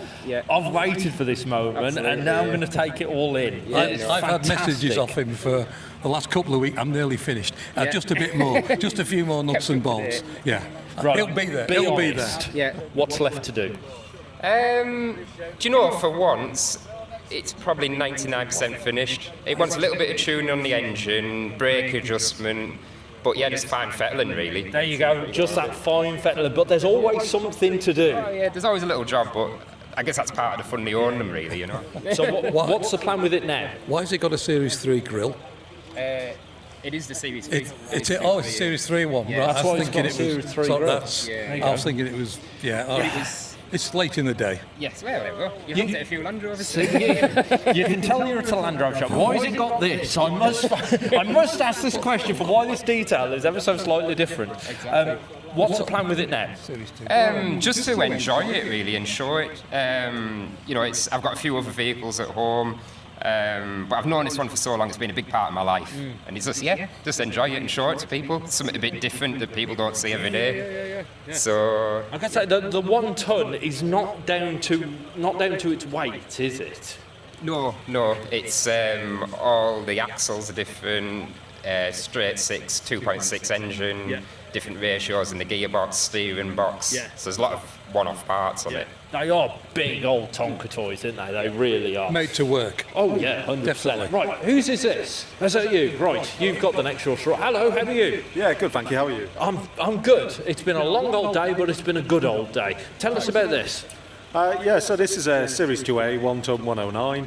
I got it in 2015. Up until then, it was still in service as a recovery truck. Right, okay. And the garage I had it off were recovering cars off scrubland for the police. Okay. You can't actually use it on the roads now because it's got a single point of failure. It's got one cord in its recovery mechanism. So if that went, whatever you turn would kind of lose. So you can't use it on the road, but it's still very, very capable off-road. In terms of off-road performance, if you look at drawbar pull, it's got about 24.7% increase on a normal six-cylinder, which is already better than the 2 1/4 off-road. So they're absolutely phenomenal off-road. Like they'll literally go anywhere. They're incredible. And like you say, it wasn't because it couldn't do the job anymore. It's because regulation changed to make it unable to do it. Yeah. So like towing on road, I probably gave that up. I don't know when that came in, but up until 2015, it was recovering stuff off road. I've used it as an amateur, pulling things out, and it's very, very capable. I've got a lot of experience with 110 Wolves in the army, and it's better than that off-road.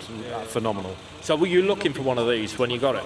Yeah, I was. I had a 6-cylinder Land Rover that I converted to a 200 TDI, and I saw this come up online, and I was initially like, oh, it's a 6-cylinder, and then I learned about what it was, a 1 ton, and that.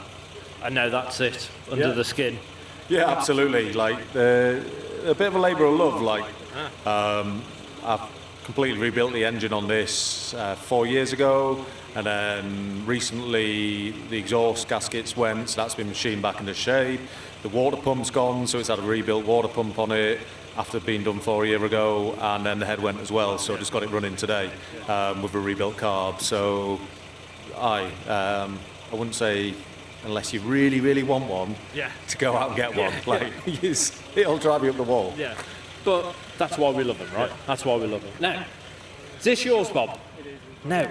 What? Well, it's myself and my sons. Yeah. I was going to say, why have we gone for a one-ton? Because we were talking earlier, and you did Camel Trophy. Was it back in 88, 89? 89, yeah. 89. That's it, yeah. And you didn't do it in one of these? Definitely not. It would have been pretty good in it, though, with these size wheels on it. It would, wouldn't it? It would have been unstoppable. The same tyres, obviously, the XCLs on the Camels as this. But, yeah. So why a one-ton? It was in a local Land Rover guy's yard for a long time. He was always going to restore it. It was at the back in the nettles, and the son Dan and I looked at it. We kept saying to him, "You ever going to get that done?" And he was going, "No, well, yeah, I will do one day."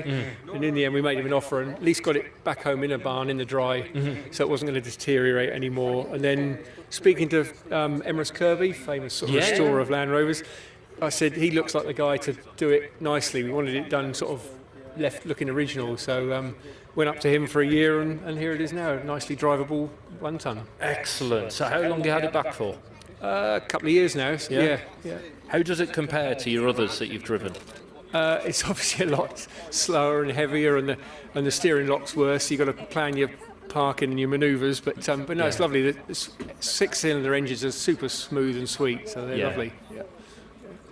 Not as economical as a diesel, though. No, but I'll tell you one thing that I've noticed with all three owners so far.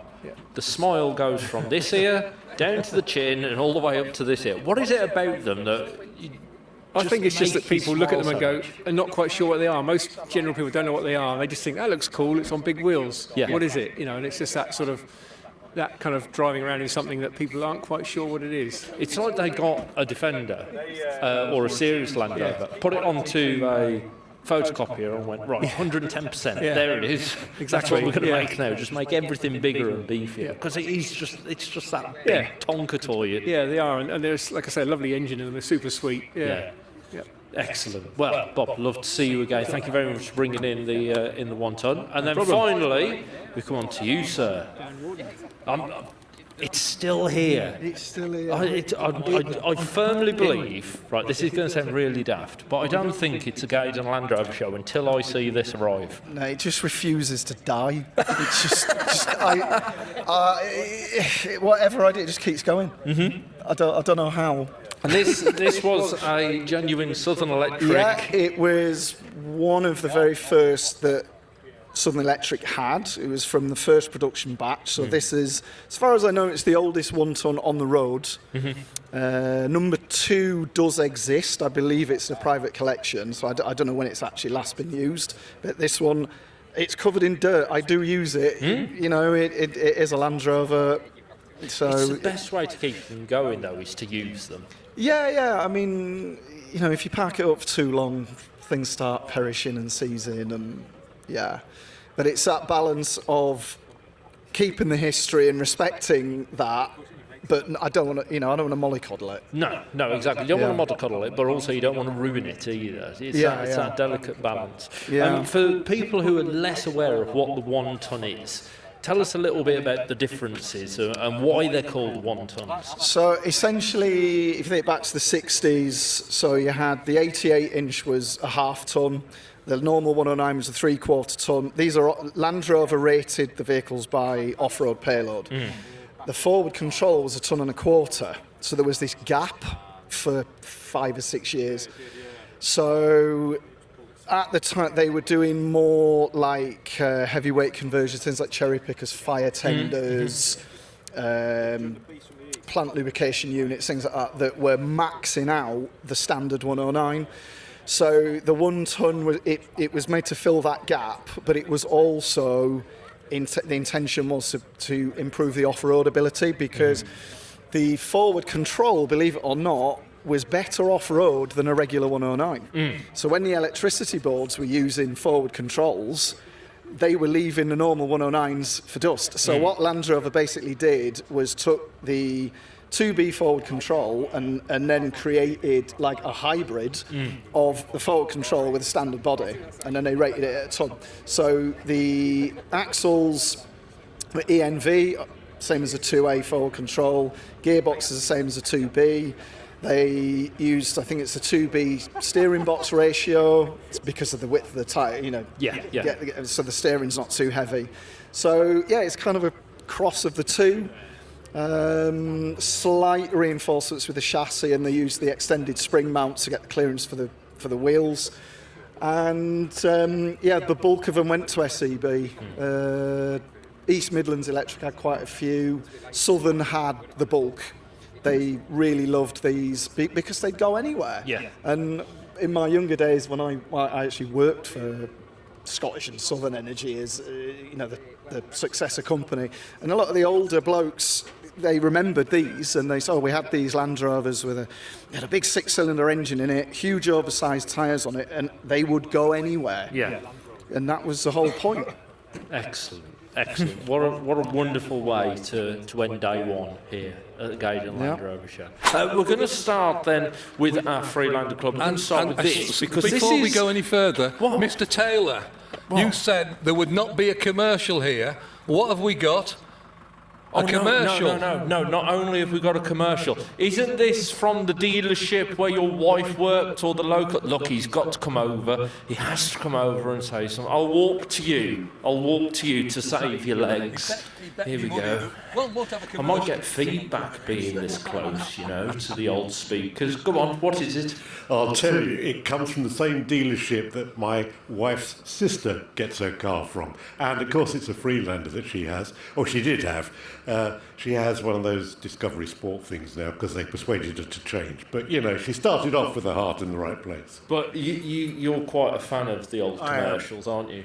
I like the commercials. An unmolested commercial would be one of my priorities. Excellent. Well, it's a priority, so we'll talk to our Freelander commercial first. And it's the original Freelander 1, I still think has got a really, really cool design to it. Totally agree. Masterful. You don't see many commercials, do you? You really don't. No. It's literally, when I saw this car for sale, it was actually a guy a lot of people who know Freelanders know, Matt at Cannock, and he's just Mr. Freelander, and I just messaged him as soon as, I think it'd been up 40 minutes, and I messaged him saying, I'm coming to get that car. So what is it about the commercial that you like so much? For all the criticism that Freelander gets, it's definitely the closest to that original ethos. It's simple, it's rugged, it has a job to do. Yeah. There's no adornments, there's no, it's hard, wiped down plastic inside. Yeah. It's just a proper little happy Land Rover. Yeah. Of course, Freelanders, they get a bit of a bad rap because people say they're not a real Land Rover because they haven't got the transfer box and the low range, etc. Yeah, it did originally. I mean, people were horrified, weren't they, when they saw it. Independent, no low box. It doesn't need it. The only real downside is the ground clearance. They're a little bit low when it gets really rough, but they work really well. And it's a Land Rover. As you say, it's wiped down. Yeah. It's rugged. It's industrial. It's a commercial. Yeah. It's a real Land Rover. Yeah, it's in the right colour as well. Of course, all commercial vehicles should be white. Now, I like. Do they go faster in white? They do, ever so slightly. Right, tell us very briefly about this. This is my daily drive. I've had it 11 years. It's done 255,000 miles. In the 11 years I've had it, it's never let me down, ever. And I drive it every day. It tows my caravan, it tows our generators and lighting tower. It just is a brilliant truck. It's the most reliable truck I've ever had.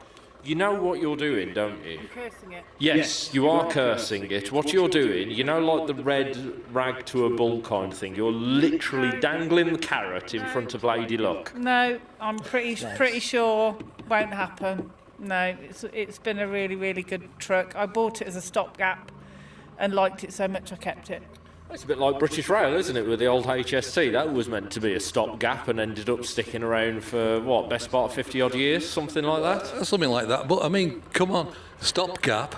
That's what the Land Rover really was. It was the stopgap until they got real metal to make cars again. Yeah.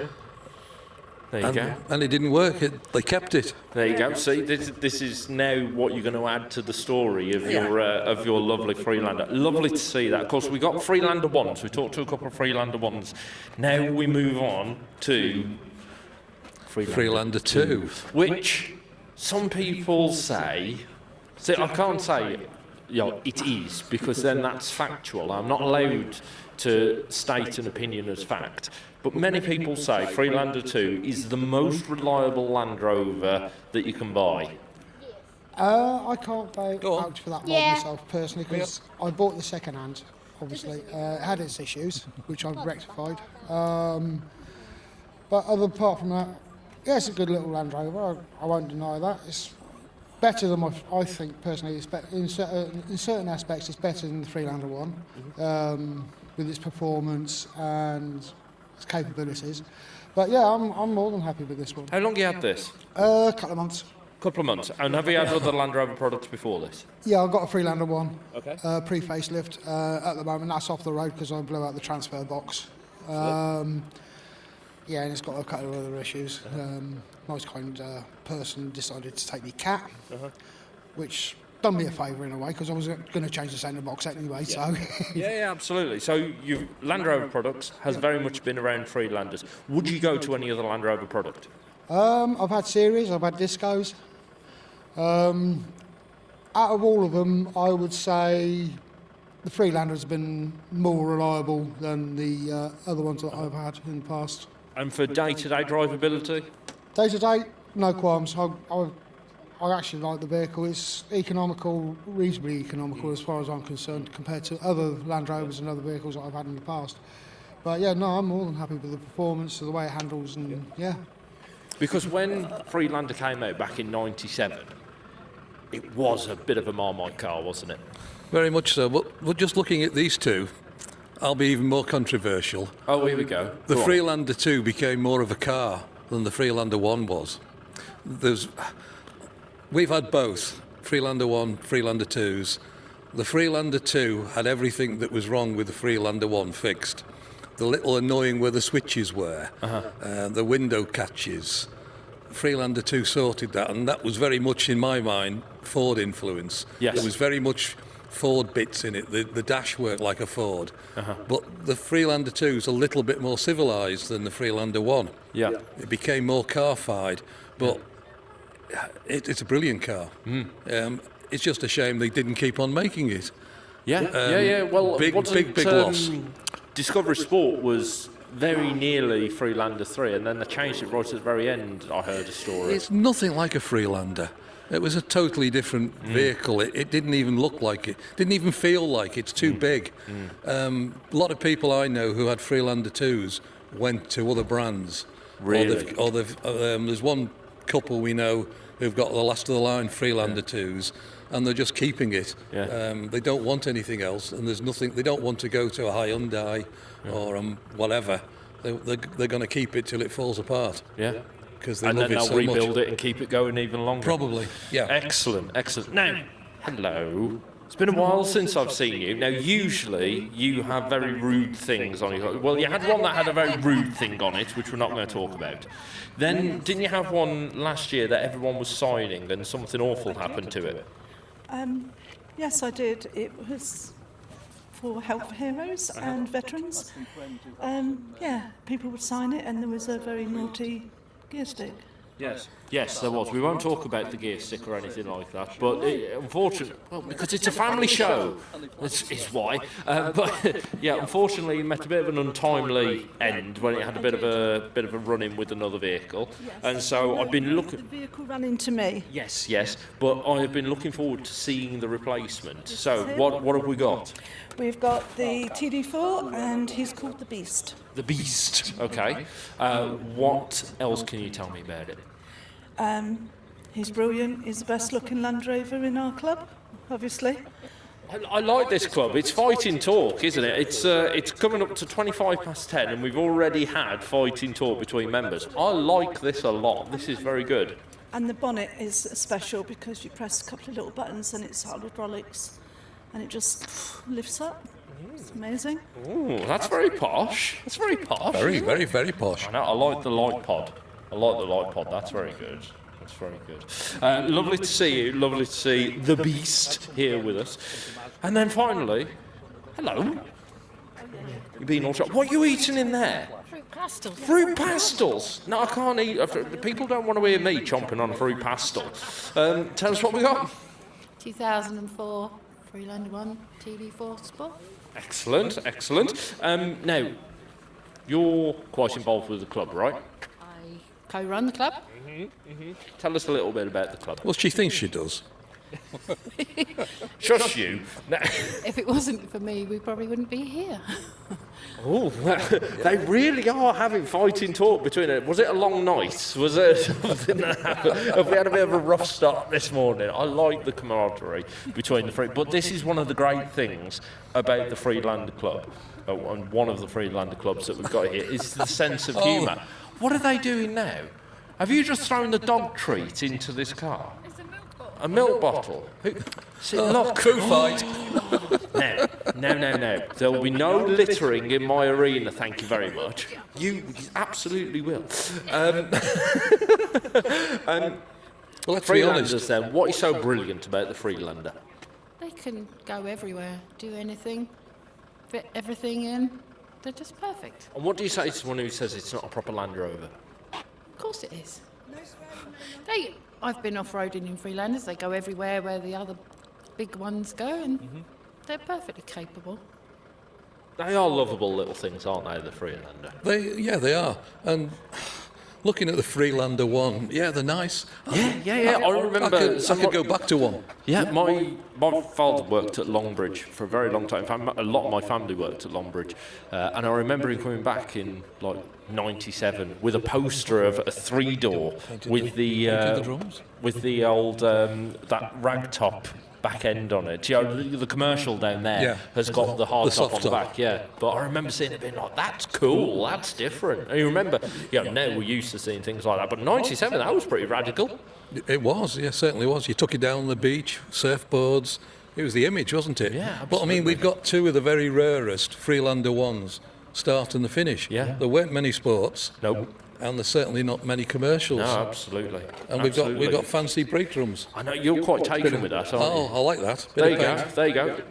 You did that yourself. You've impressed Dave here. Well done. Excellent. So what a way to start day 2 of the Gaydon Land Rover show. And next main arena activity. Hey, these look fantastic. And we've got Chrissy here. You're from JLR Classic? Jaguar Land Rover Classic. Yeah. Excellent. So you're responsible for this then, this wonderful thing here. Correct, yes. It looks fantastic, this. And this is a Works V8, isn't it?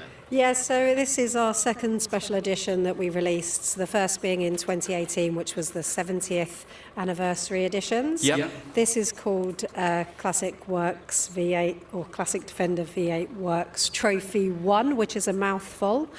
And it was released in 2021, has our standard V8 conversion, and then as you can see, it's a special edition. We made 25. And if you bought one, you got to attend a 3-day off-road adventure, which was designed by the same team who designed Camel Trophy. That's quite cool. That is quite cool. That's a lot of information to process. Yes. We'll start with the name then. I can imagine that being quite long on the old V5C. Yep. And you say you've built 25 of them? Built 25. You could choose whether you had a 90 or a 110. So they were the only two versions on offer. Did you limit the numbers between them, or was it down to who bought them? So it was limited. Honestly, I can't remember the numbers. It was That's so all right. long Don't ago. But worry it was, about that. there was a certain amount of each variation available. And there's quite a lot of work that goes into this, isn't there? You don't just get... I mean, where do you source originally the actual Defender from? Are they sort of like leftover production, or do you have to find good examples to convert? Yeah, What's the story? We've got a guy who's got the best job in the world. His job is to go around. He's a global vehicle sourcing manager, and he sources all of the vehicles, all of our donor vehicles. They have to have been built between 2012 and 2016. Originally, we were looking for them to be SX level so that we could have the aircon in them, but we can retrofit that now, so we can take any good examples, really. We buy them from all over the world. We sell globally. And we sell 90s, 110s and 90 soft tops. And the engine that's in here, it's V8, is that the 5-litre unit, is it? Yeah, so it's a 5-litre petrol V8, which was used originally in Range Rover Sport. Yep. But we've had to down-rate it to 405 brake horsepower, which I'm sure people will agree is enough for one of these. And then we have to uprate everything else to be able to take that amount of power. Yep. So we start with a new chassis, which has been buzz-welded, which is anti-corrosion. Yep. New axles, which are also anti-corrosion coated. We have a ZF 8-speed auto gearbox, which was designed to be used with this engine originally. Uprated brakes. We have Alcon brakes, which go into the Valkyrie. IBAC springs, Bilstein dampers, a Quaife centre differential, which gives the vehicle automatic torque biasing. Range Rover steering box, which does not make it any better at steering. It's still a 6-point turn. It is a Defender. I like to say it's the most fun you can have in a straight line. Yeah, no, it's pretty cool, isn't it? That, I mean, the amount of work that goes into it, you know, got chassis, engine and so forth. Is it unkind of me to say the only thing that's left from the original is the body and the interior? So body and interior, definitely. And then, we used to make these just built as we said we would build them, so special editions. But you can now configure your own actually on the Defender website. So you're still able to buy classic Defender on the Defender modern Defender website, and we do 49 colours. 5 types of wheel, 3 types of grille, 2 types of light, 3 types of seat, 13 different leather variations, and then every single accessory that you can buy for your Defender we can put on for you. And indeed, if that's not enough, we can do what we call bespoke content or new content for you. Do I dare ask the price point? So they start at 190,000. 190? 190, yeah. Okay. Yeah. We could previously only make 24 a year. By reconfiguring the workshop at Classic, we've managed to up production to 50, and we're pretty much sold out for the year ahead. Wow. Well, and now I'm sure there's going to be lots of people who say £190,000 is a lot of money. It is a lot of money. You could buy a house in certain parts of the country for that. You absolutely could. It is definitely a niche market. But we have to buy the car to start with. Yes. There's an awful lot of engineering and a lot of parts that go into them, and a lot of time. This is what I was going to come on to. That it's because it's a Land Rover product. It has to be done absolutely right, doesn't it? Absolutely. And when it comes to selling them, obviously they're not new. Although it is a new vehicle by every sense of the word, you get in it and it absolutely everything, pretty much component-wise, is new. But it's not new off the production line, is it? It's almost like a reproduction, if you like. As Land Rover, we are actually the only people that are allowed to re-stamp the chassis with the previous chassis number. So even though it's a new chassis, and it gets the original registration mark. Excellent. That's really cool. And what surprised me with it is when it came in was how quiet it was. It was really, really only quiet because we and weren't smooth. accelerating. It is. It's got a fantastic sounding engine. If you were to sit and rev it, it would be fairly loud. Yeah? Yeah. Can we? I haven't got the keys for that one. Has Dave taken the keys? Where's he gone? Dave, bring the keys back. Are we allowed to rev it up? Yeah, that's absolutely fine. Yeah? Oh, okay. Well, we'll find Dave. He's probably over on his stand selling something. Probably be drowned out by the sound of the old ice. Oh, no, we'll drain that out. We'll drain that out. No problem whatsoever.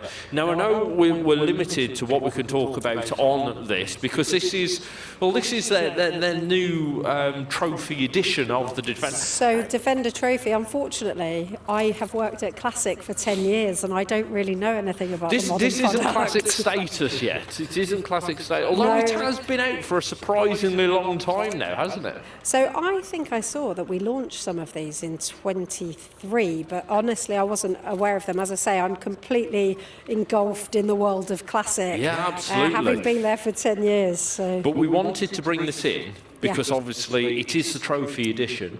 We've got that trophy edition here, and over here, this is one out of the British Motor Museum. Now, question for you, Jaguar Land Rover Classic.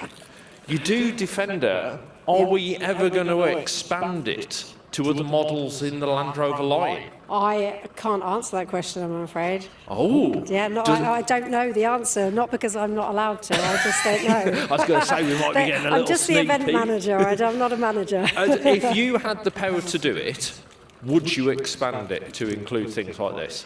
Oh, absolutely. So when we first started 10 years ago, we offered Range Rover Classic restorations, and honestly, that's one of my favourite. And I think there definitely has to be more outside of the business model than just Defender. So we'll have to wait and see what's coming. So in Jaguar Land Rover Classic at the moment, in terms of Land Rover products, is it Defender and Range Rover?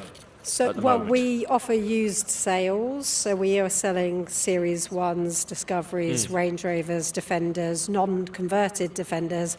But currently, the product that we're offering that you can go online and buy is a Defender V8 conversion. But you could also, if you wanted a bespoke project, you could come to us and ask us to do that. Last year, we fully restored to Concours level Range Rover Classic pre-production car 17. Wow. So we can do individual restorations, and I think 18 members of our team worked on that restoration, all the way from archivists to engineers to technicians, and then indeed the marketing team as well. Yeah. I was going to say, if you want your car, there's plenty of car restorers out there that can do fantastic and do fantastic jobs. I mean, there's some that do it, they do it themselves. If you get a chance, have a look on the Series 1 Club over there. I will do. There was a member who bought a Series 1 Land Rover, and when I say he bought it in bits, I mean it came in two parts, the front end and the back end. Okay, and if you go and look at it now, it looks like a brand spanking new vehicle. So there are people out there who spend hours and hours, and thousands of pounds restoring the cars. There's plenty of firms out there to do the work. But in terms, if you want, that full-on stamp of approval. Well, if you want the, Land Rover, we are owned wholly by Land Rover. If you want Land Rover to be doing the work, then of course we're the place to come, and there is provenance that comes with that. However, we are also responsible for bringing classic parts back to market, which help people to then restore their own cars. So we know people want to do that. We bring 1,500 parts back every year. So parts that haven't been available for 10, 20, 30, 40 years, we are bringing them back. They're available on our website. We have an e-commerce site. So if you look up Jaguar Land Rover Classic Parts, that will come up on Google. And we are, we understand that people want to do the work themselves. There's obviously a market for us to do it, but there is a market for people to do it themselves. And that's why we're improving this parts business all the time. Yeah, and obviously we were talking yesterday to one of your colleagues, and they said, if that part isn't available, ask, because it shows there's a demand for it. Absolutely. So we collate all of that information, so that we know what the demand is. We also sit on a board to stop some parts from going obsolete. So we have specialists who know how many vehicles are on the market or still out on the roads and how many parts are probably needed. And then we work backwards from there to decide what's kept, what's brought back. And in some cases, we might find an original supplier who still has all of the data and can literally turn the part back on. Yeah, and it sounds so easy, doesn't it? I want to bring the part back, but it's not that easy because there's manufacturing methods that might not be present anymore for whatever reason. There's the actual cost of manufacturing the part. There's the cost of storing that part and making sure it's available. And then if it's stored away in the back of a warehouse, and you're like, right, I need XYZ part for this. You're like, right, what box is that in? On what rack? We don't fulfil them ourselves from Classic. We do use a parts fulfillment. So hopefully that part is all sorted. Yeah, but it's not an easy task, is it? No, it's definitely not an easy part. Right, last question for you then. I'll try. I know this is your heart over Yes. here, okay? But of the three, Yep. which one would you take home? I know this is probably sacrilege to most of the people here, but I'd be taking the modern one. Really? Yeah. How come? Yep. My dog prefers the ride of the modern Defender. She can't really settle in the classic Defender, but the modern one, she's fine. It's a little Your bit more dog? smooth. Yeah, you know, the dog's in charge. The dog's the most important What person in the breed? household. She's a cockapoo. And Of course she's a cockapoo. She's 10 though, so most cockapoos are 6 because people got them during COVID. Yes, But yeah, yes. she'll be. She can sleep soundly in a new Defender. Have you been looking at my Instagram? Because my cockapoo literally turned 6 last month. Case in point. No, but they are wonderful little Yeah, dogs. it's my best these friend. are Yeah, fabulous cars. wonderful vehicles. Can I just say a big thank you for Pleasure. bringing these over from the stand over there. Now, opposite your stand, Yes. we've got Land Rover Experience. Now, Land Rover Experience, if you have a look over there, there's 4 different obstacles. Have you had to go on it, by the way? Not this year, but I Not have this done it year. previously. Right, okay. So when people look at that ramp and they Yep. see it going up and Yep. over that archway, it doesn't look that high, does it? Honestly, when I see the middle ramp, I think it looks quite steep. But when you're in the car, all you can see is the sky, and you realise just how impressive it is. So if Yeah. you haven't been on it, is free. Please line up and have a go, because it is really an experience. Yeah, so you go on 4 different obstacles. The first one is a 30-degree incline, Yeah. but you don't go onto it straight. No, you go on sideways. So you're at 30 degrees, literally hanging over. Yeah. And it's very bizarre because you're holding onto the door handle so you You don't are. fall onto the driver. It's Yeah. brilliant. Then you go up and over this arch. It's 32.7 precise for a Land Rover show, 32.7 degrees up, okay? And you are literally looking at the sky. And then Yeah. to come down, we activate the hill descent control, Yeah. which is fantastic. Then you go over the old axle bender. Yeah. Now, were you here about 6 or 7 years ago? Right, they had the old axle bender. And Series 1 Club, Dodo over there, we managed to convince Land Rover Experience to let us drive a Series 1 on their course, okay? It's the only time we've ever convinced them, and it's the only time they'll ever say yes ever again. Because, well, as you can see, Defender, it's quite wide. Yep. Yeah, even next to the old Disco, it's quite wide. It's very much wider than a Series 1. Yes. So when that little Series 1 went over the axle bender, I was in the back holding on. I could see just how close those tiny skinny tyres were to falling off. God. And it was close. And I thought, when that does fall off, we're going over. But no, it made it over, cocking wheels, it was brilliant. So you got that experience. And then the final obstacle, you go underneath that bridge. Now, Yeah. that looks just like a little up and over, a little does. final piece. But no, that centre bit is full of rollers. So when you go on there, activate all the traction control, feel it moving the tool back and forth. It's fantastic. It's completely free, and you get to go in brand new ones Brand new of these. Defenders, Well, yeah. not quite trophies, but you still get to go brand new Yeah, Defenders. absolutely. Hey, Chrissy, thank you so Pleasure. much for bringing these over. What I'm going to do now is find Dave and steal the keys, and then we can They rev might her be up. in it. Let's have a look. Should we do that? Let's Right, do let's it. go and find out. Where's he gone? Where's he gone? It's very convenient of him to disappear with the keys, isn't it? Unless he's left them Oh, in he's left there. them in. Has he? Yeah. Has he left them in? Shall we rev it up? Yes, yes. Would you like to do it? Oh, yeah. Am I allowed? Yeah, I absolutely. am literally As 4 long as years you leave old. it in park. We don't want to do anything else Risk now, assessment. do we? Oh, this is very, very plush, isn't it? I like Yeah, this. so bespoke interior based off of the Recaro seats. Guys, if you get a chance to come and have a look, it's a Where's black the and yellow interior. The clock face is Elliott Brown. Elliott Brown sponsored the 3-day event, and every car got 2 watches. So foot on the brake. Bottom brake and... Okay. Right. Does it have a sport button? No, no sport button. Right, we're in park. I like the fact it's got that classic Jaguar Land Rover limit. Oh, this sounds lovely. Really, really does. I tell People you are very what, surprised I when can, you go I can from the feel traffic the lights. heat coming from it. I can feel us all getting warmer. It's absolutely superb. Hey, thank you so Pleasure. much. Do you need a hand taking it back?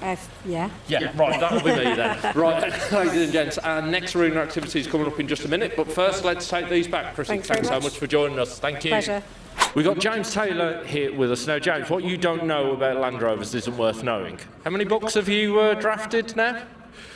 About 50 books, I think. All about Land Rovers? All about Land Rovers, yeah. That's amazing. That is amazing. Now, where is CVC? Come over here. Come over here. Come join me a second. Don't worry about this. This is first-person view, so people don't look at me like that.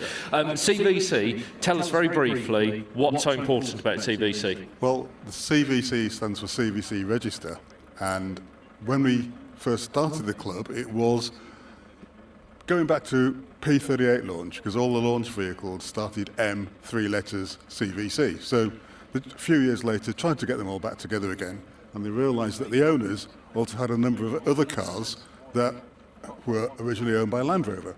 So we changed the name to CVC, as in Company Vehicle Collection.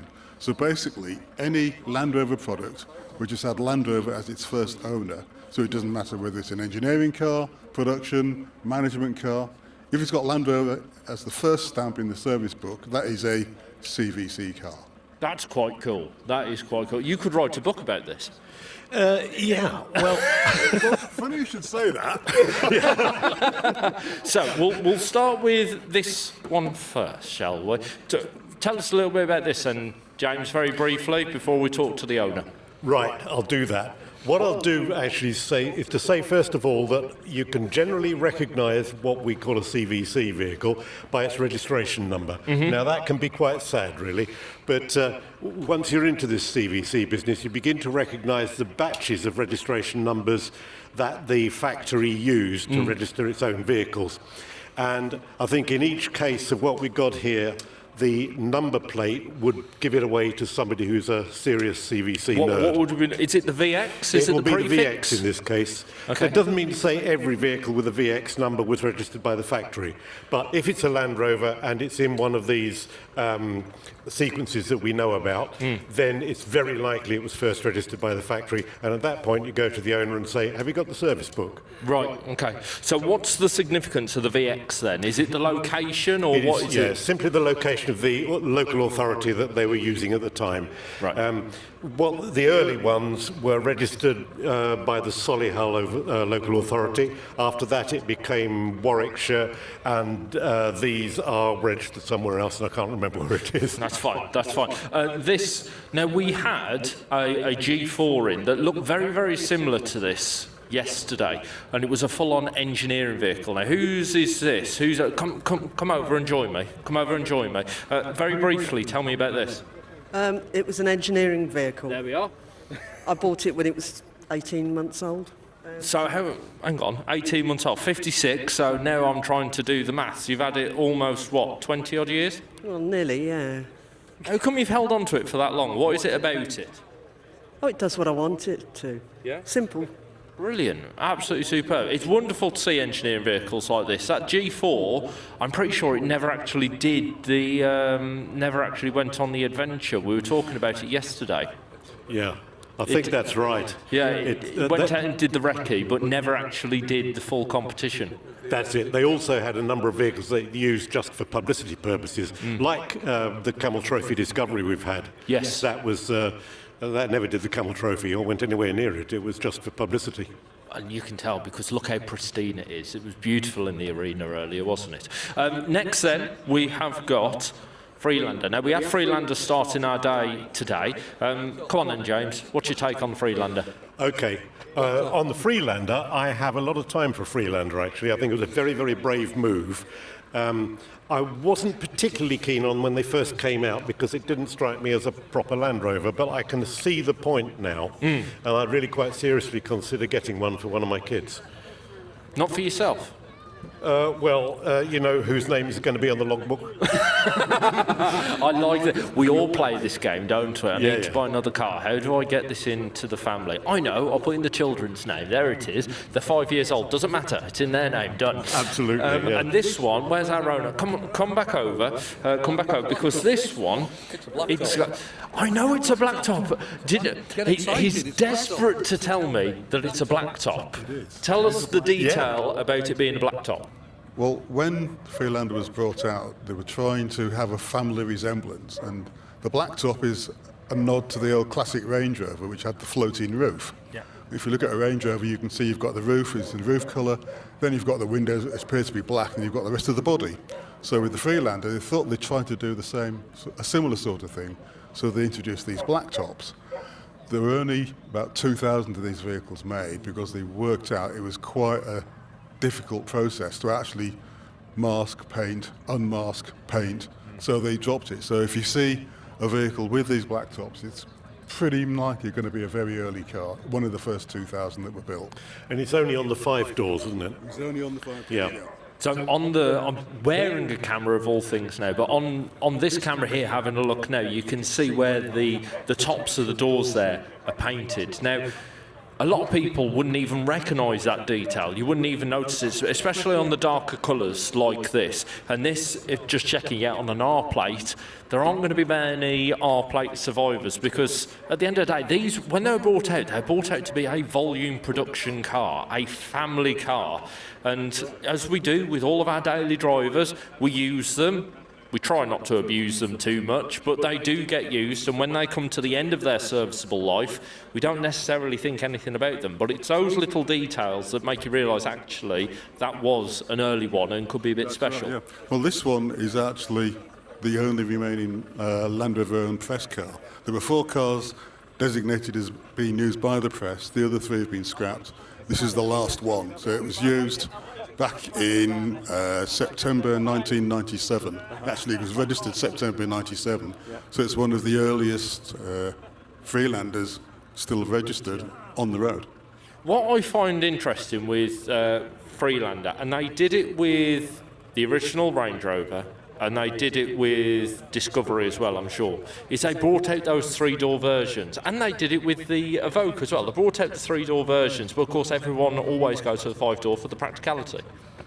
It's interesting because the reason for the 3-door Range Rover was because that was what was happening on the American vehicles they were looking at the time. The reason for the 3-door Evoque was to make it look more sporty as a coupe.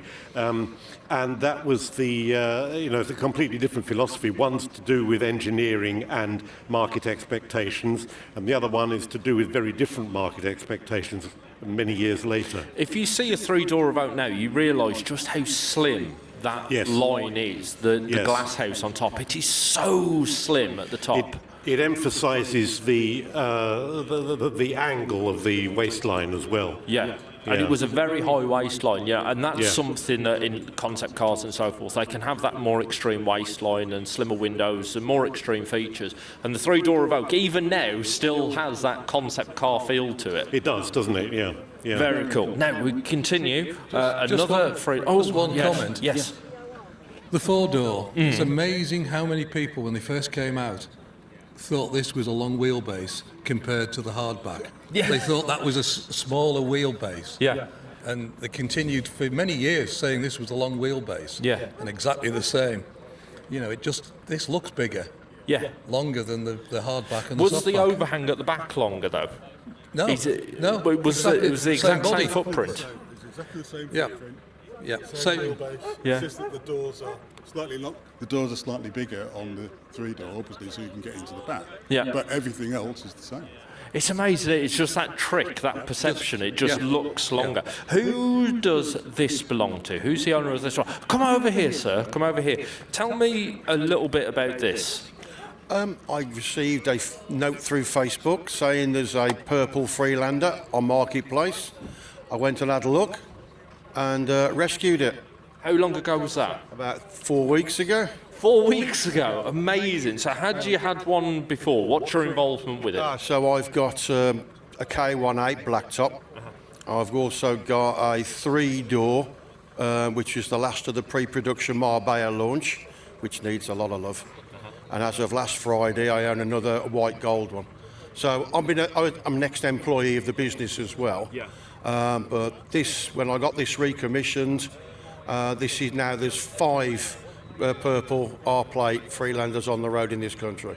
Amazing. Now, being an R-plate, I'm looking, and it's not a black top. No, it's not. So it's outside of that first 2000.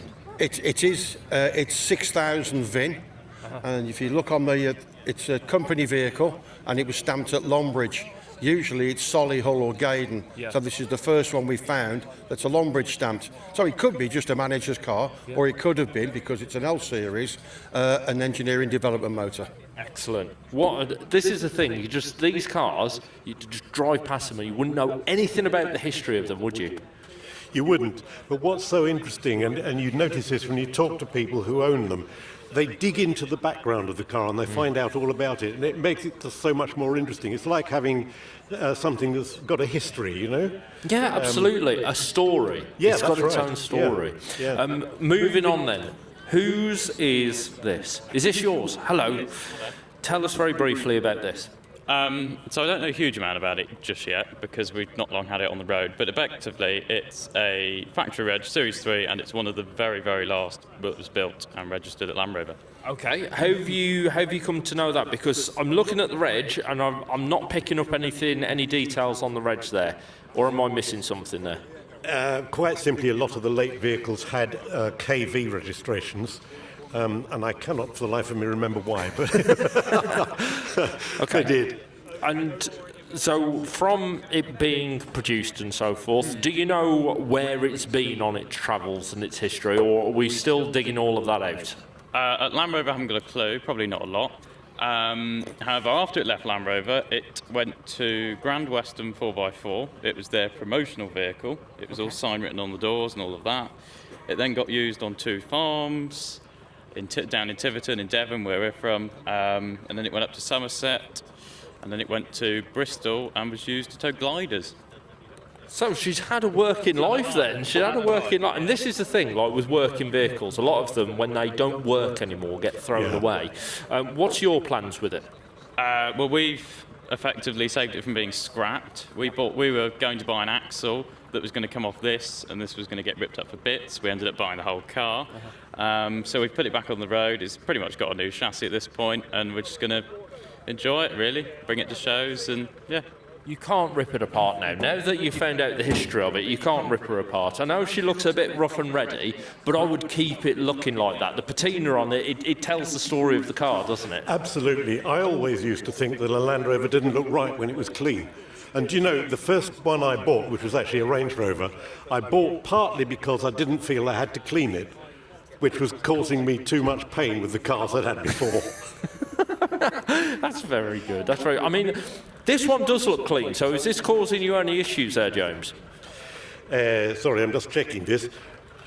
This is going to be. It's probably. I don't know if the owner's around. It must be. The owner's right behind you. Right. Go on. Come on. Let's ask the owner about it. I was looking forward to you guessing and potentially getting it right. But go on. We'll ask the owner. Tell us very quickly about this. So this is an ex-management car for the 2007 model year. Yeah, so HSE, quite a high-spec car, but manual, which is a bit unusual. That is unusual, having a HSE with a manual gearbox. Yes. Yeah, but it's got like every other optional extra on it, rear aircon, fridge, but manual. So from going through the history, Land Rover had it for about 3 years, and it was sold up country in a dealer in 2009. Then someone else had it up until 2018. And then the guy I bought it off had it since then. Yeah. How have you come to own it? Were you looking for a manual disco, or what's the story? So I wasn't really looking for one, to be honest. Me and my friends were in the pub one evening, and my friend found it on Marketplace. This is always a good story. Yeah. So it was a very vague description saying last on the road 2022, handbrake fault and engine management fault. And there's just one photo of it, and I thought, well, we'll go have a look at it one evening. Was it a good price? So yeah, it was a good price. I only paid £1,000 for it. Went to go have a look at it, and I realised, the registration, had a look through the service book. That's when I found out it was an ex-company car. So yeah, I bought it. Didn't take an awful lot to get it back on the road. Brakes, the rear backing plates for the handbrake shoes and wheel bearings, but nothing too serious. Okay. And were you a member of CVC before you had this? Yes. So when you saw it, it was sort of like, this is going to fit in perfectly. Excellent. Now it's all back on the road. What's the plan? I just sort of use it daily, to be honest. I'm going to carry on using it. It does everything I want it to do. It's very good at towing. Yeah. Excellent. Excellent. It's unusual. I can't remember the last time I saw a manual one. No, they're very rare, actually, and it wouldn't surprise me if this was a manual one and they decided, well, we are not selling these too well, let's give it out as a management car. Do you reckon? So it was sat there in stock and it's all like, right, let's move her on to someone internal, get it registered and get it gone kind of thing, save it sitting there in stock. And then finally, a 90, whose is this? Yes, you said, come on over. Tell us very briefly about this. So this was registered by Land Rover, and then it went straight to Gatcombe Park to Princess Anne's fleet. We're not sure how long it spent there. Then it came out dealership through MJ Fuse, and I bought it as a retirement present 4 years ago. Excellent. Now that's a proper retirement present. I mean, some people go for a watch or something like that. No, we're going to get something we can drive. That's superb. I'm looking at the number plate. GWAC. We always look for GWACs. What's the significance for GWAC? I think we can talk a long time about GWACs. Go on. So I'll keep it short, shall I? Go on. Yeah, OK. Land Rover had a whole sequence of GWAC registrations to use. They're best known because they put them on some of the early discoveries, particularly the press launch cars. Yes, but there were an awful lot of others that were used on other vehicles, just as company vehicles. It just happened to be that batch of numbers that they were using at the time they needed to register cars like this one. So is this the original plate on the car, or is this? It is. So it's not a private one that you've assigned to it. And obviously, being a 90, couldn't resist it. We've also got 3 GWAC discoveries as well. So it fits right in. This man's serious. When you saw it for the retirement present, was it I like the car, or was it I like the registration number? The registration all the way. There it is. How does it compare to the others then? Is it a little bit more agricultural, or? Well, it's still got the original 19J in. Okay. So when we buy them, we try and keep them as stock standard as we possibly can. It goes very well, but I'm sympathetic to it. I look after it. You know, it doesn't get driven hard, doesn't go off road as such. You've got to be gentle to it. They do get on. They do get on sometimes, don't they? Hey, I've got a question for you. You know, about 20-odd minutes ago and so forth, we had that Works V8 in. Can you imagine if they got their hands on this, what that would look like? No, I don't want to think about it. There's pain there. It's like, no, absolutely. No, that can't possibly happen. I think that would look really, really cool, but I think it looks great as it is. Keep it exactly as it is and enjoy your retirement, sir. Congratulations to you. Next main arena activity then, we are moving on to the Series 2 Club. Excellent, Series 2. Are you a fan of the Series 2, Dave? Yes. Yeah? Yes. Yeah, I am. It was the evolution of the Series 1. I'll probably be struck down, but I could never really understand Series 3s. They were just a modified Series 2, weren't they? I'm going to let you have that. I'll get, you can take that I'll find bullet. a half shaft round my neck later. Yeah, you can take that. I like Series 2s. They had the headlights where they should be. Yeah, they look right. Yeah, they were just a little bit bigger. Yeah, they were. A little bit more confidence, and you got the old arch on the side there, haven't Exactly. you? Yeah. So let's catch up with some of our owners and drivers. Hello, Series how are you? Not so bad, thank you. What's the dog's name to start with? Daisy. Daisy. Hello, Daisy. Daisy's, I don't know who you are. Have you got treats? Oh, do you want to say hello? Oh, hello, Daisy. So tell us what we've got here. 1965 Series 2A, original diesel, but it's now got a 200 TDI in it. So yeah, I bought it 2003, restored it, and met some lovely people with it. Is that one of the reasons you've held on to it for so long? Because it enables you and brings that kind of community around you? Yeah, really, yeah. It's been a major part of our lives for the last 20 odd years, really. Yeah. So, yeah, it's like I said, we remember the Series 2 club right from the beginning, from when I first bought it. Met lovely people, really, really good times, really. Have there been other Land Rovers come and go since you've had this? Oh yes, where did we start? Yeah. Yes. So what is it about this then that makes it stick around?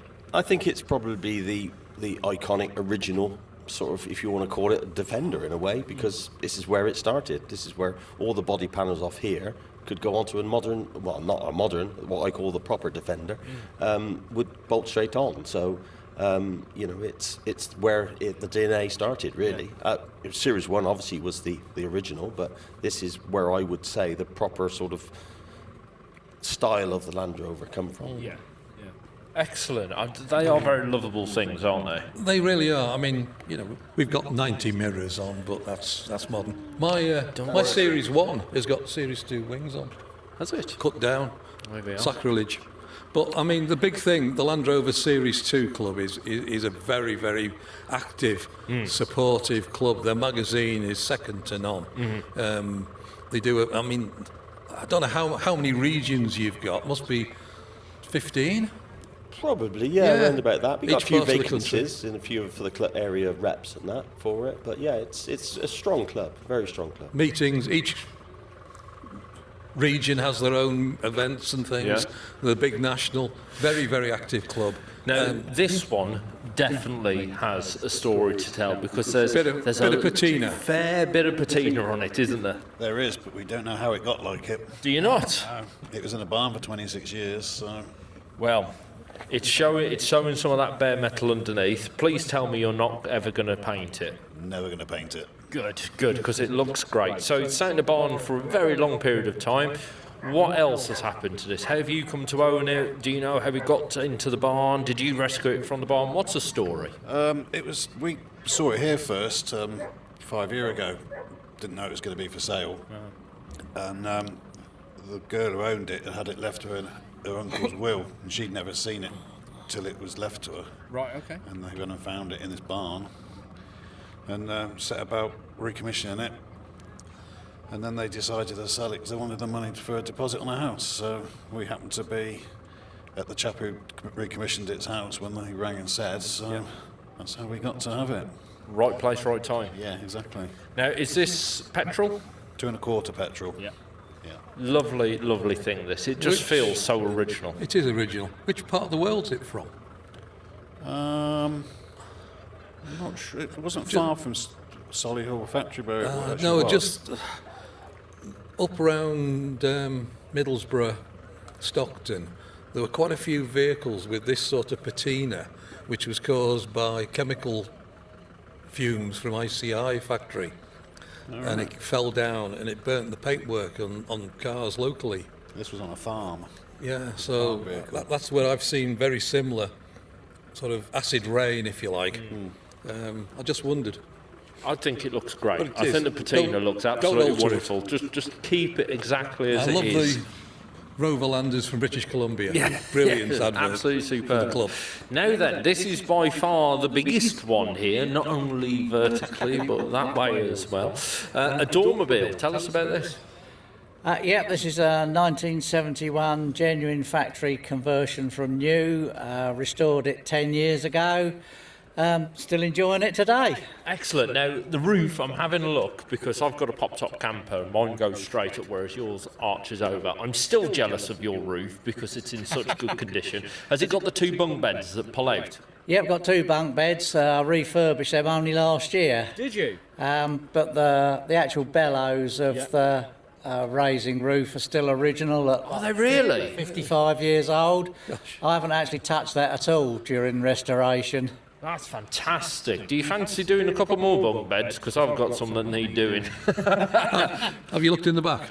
No, I haven't. Shall we have a look? Am I allowed to have a look? Yeah, I'll show you if you like. Let's have a quick look, because I'm wearing a camera. The reason why I'm wearing a camera is to give this sort of first-person view, so you get to see what we see in here. Hey, this is fantastic. Well Look equipped, at this. isn't it? We've got the bunk beds up there. We've got all the kit in the back here. This is marvellous. You can have 2 You can have 2 single beds apart. The seats fold flat so you can have a double bed platform, the 2 up the top. The front passenger seat rock and rolls to face backwards, and you can put a table between that and this side facing seat when that's down and facing forward. So it's a 4-berth? It's a 4-berth, but I wouldn't like to stay in it with 3 other people. No. Cosy. Too cosy. It's more of a 2+2, 2 adults, 2 kids kind of thing. It's great for 1. Could be fun with 2. Any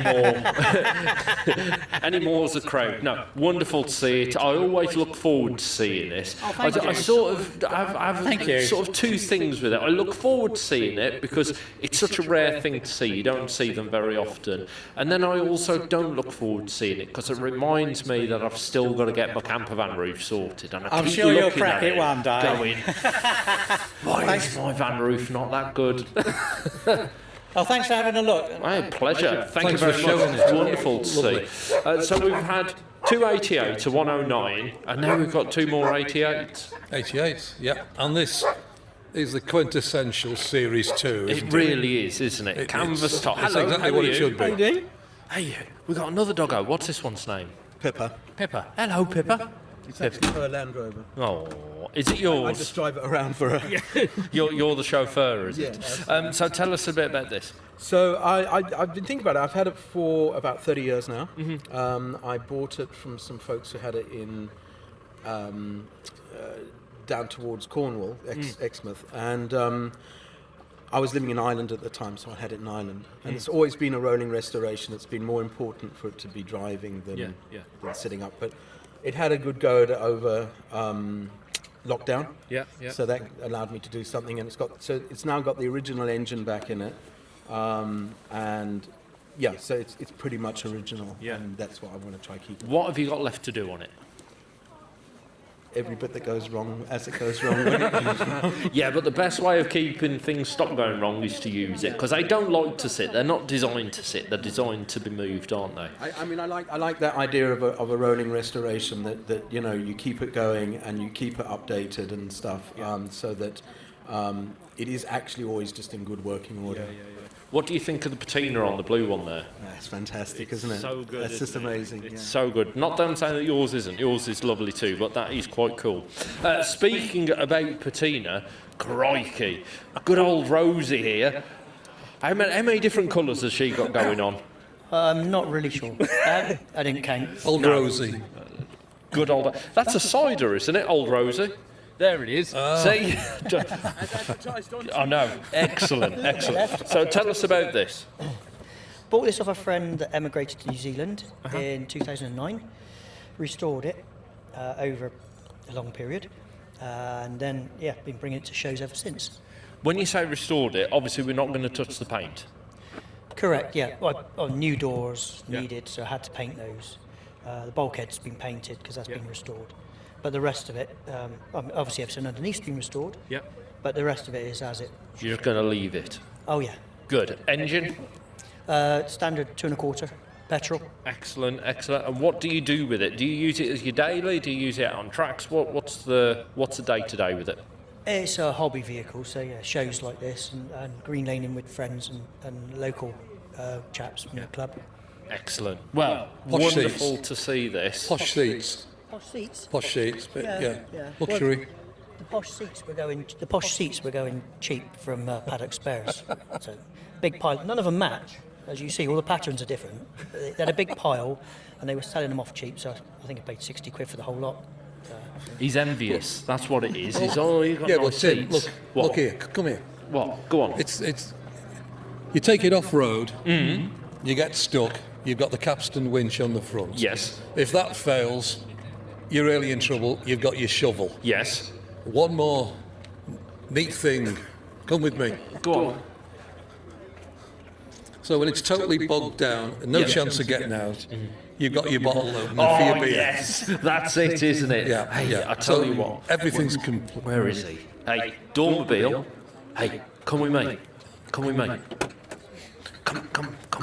Have you got one of these? You got one of them? No, I haven't, but I have got one of the Land Rover magazine's badge things. I'll show you. Right, you need one of these. This is what's missing off. It will make it perfect. On the back, you can't see it. You'll be able to see it on YouTube. It's got a bottle opener. Yeah. It's brilliant. Bolted onto the back. Go on, what have you got? What have you got? That's the job, isn't it? Hey, he's envious here now. He's like, I'm missing out here now. What? It's a bit like me, redundant, because, you know, if you've got a tinny, you can just take the tab off it, can't you? Don't all come in bottles. Yeah, but you might have friends coming to stay over in the dormobile, you know? Well, I like making new friends here, so yeah, come on over. Well, you need, if you've got a bottle opener on the back, you've got a corkscrew inside for the wine. You can see there's already a fridge in there. You could be the most popular man. I'll go for it. Good. I expect to see that edition next year. Next year. Wonderful to see. As you can see, Series 2 Club, such a friendly, warm club. Lots of fun with them. So this club, I don't believe we've had you in the arena before now, the Doncaster district. I'm racking my brains. I'm trying to think when... We know. You've been here, but have you ever been in the arena? No, never been in the arena. Well, it's very good to have you in the arena here with us. A very warm welcome to you, and thank you very much for supporting the Gaydon Land Rover show. You brought in quite a mix of vehicles, which is quite good to see. 57 Club. It's a what? Heinz 57. Oh, well, you've got all the varieties. Everything. Yeah. Well, fantastic. Tell us a bit about the club first. Yeah, let's hear about the club. It's been going about 20, just over 20 years. Right. Yeah, and like I say, I've been in it. How long have we been in it? Good 15. Good. Yeah, so, you know, we're trying to keep the...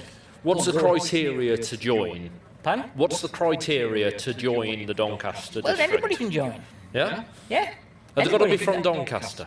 There's people a bit further. I mean, Tom, who was the club chairman, who was on the end. Well, we'll go and have a chat with Tom about the club then in just a sec. You know, let's say I think about what, 20-mile area.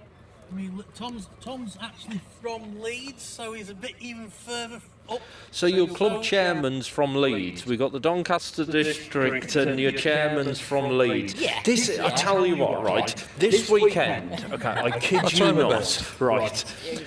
Tom, he'll give you more. Right. Info. Dave came over to me earlier, right, because when we're having the Camels in, when we're having this, honestly, this is absolutely truthful. He comes over to me and goes, right, we're going to have the Camel Trophy in, and we're going to bring in the Land Rover Classic and the new Defender Trophy. The only thing is, we can't talk about the new Defender Trophy. I'm like, right, okay, so you bring in a car into the arena, I can't talk about. Now we're talking to you guys, and your chairman's from Leeds, not Doncaster.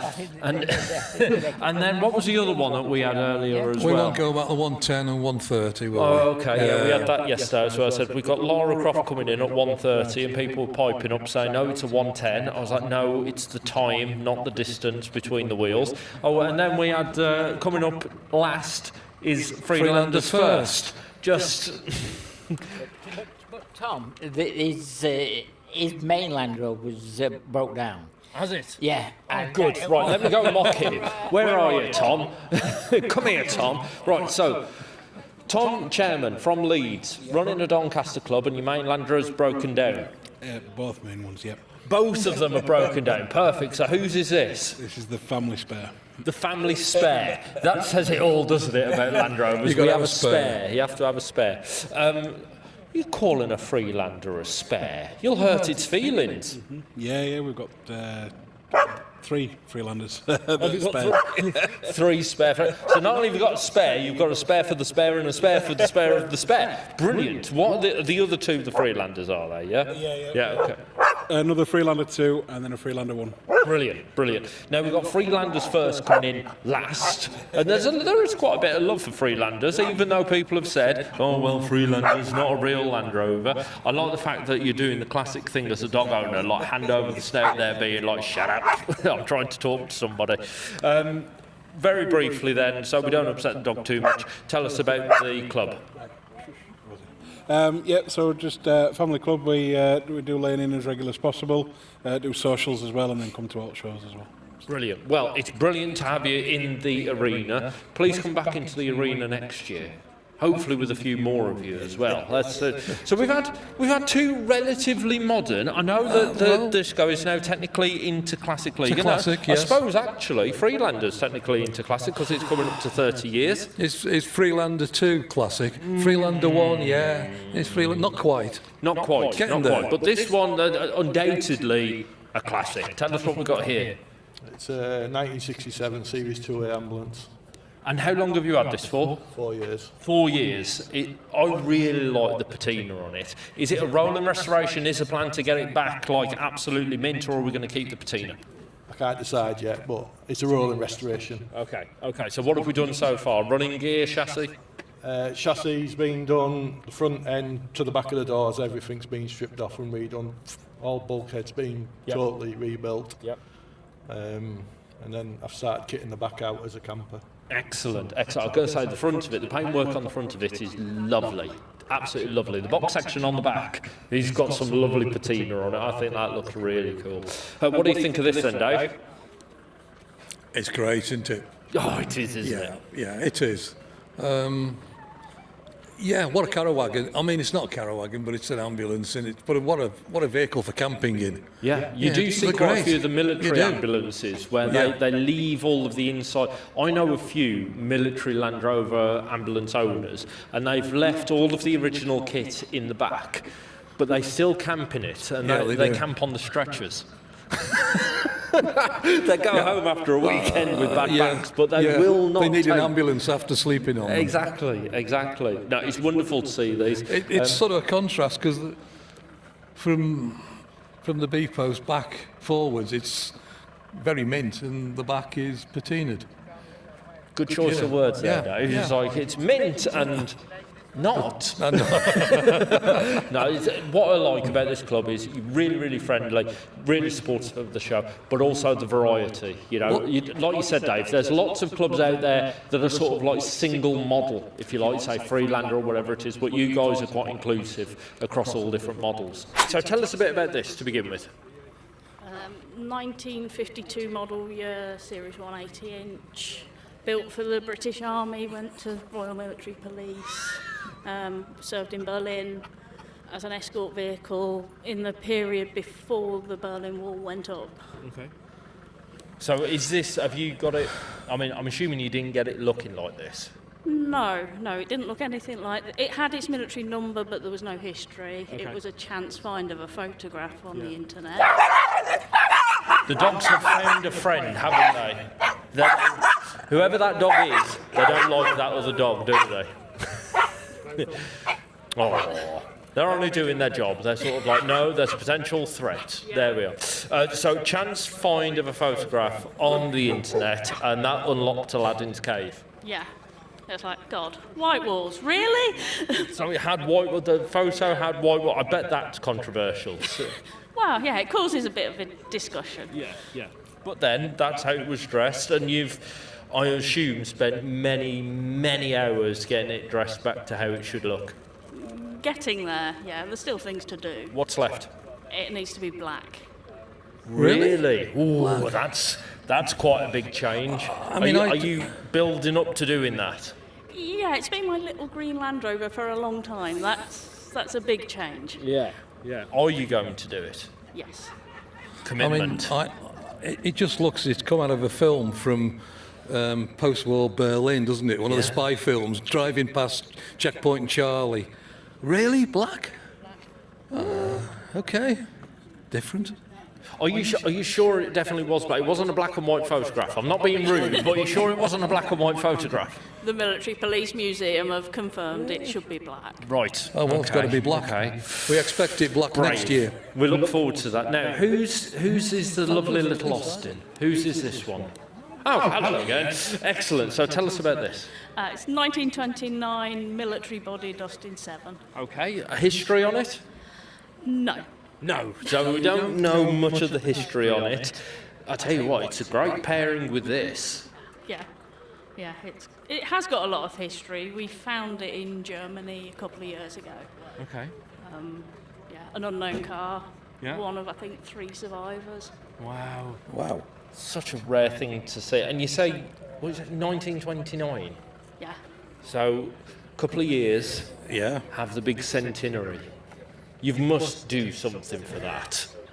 I'm sure we'll find something to do, yeah. Well, if it's here for its centenary, we'll make sure I'm we sure do the museum something. will be interested. Yeah, absolutely. There's some old Austins in there, so very keen. Have you seen the back? No, Have you seen the back? I haven't had a chance to have a good look I mean, around can you this. imagine parking Ooh, behind hello. that in a traffic jam? Now then, tell us about these. Do you know much about these? They're just replicas, but they are the standard service rifle of the time, the Lee Enfield. Yep. Now, I've seen these being fired down at tank trucks and firepower, and they're still fantastic piece of kit. Very well engineered weapons, yeah. Absolutely. Looks great, this. I mean, usually when you see something like this, it looks quite quaint, doesn't it? Do you know what I mean? It's sort of that stereotypical British summer, cream teas and all the rest of it. This couldn't be further away from cream tea if it tried. It's a bit different. It's more G&T than cream tea, if you ask me. I like it. I bet changing gears interested. I've just seen the little pattern on the bulkhead. Yeah, first that's also straight. wrong, Oh. just to add to the confusion. So you don't go straight from first to reverse. Yes, but the Oh, other, it's the other way opposite round. way round. Okay.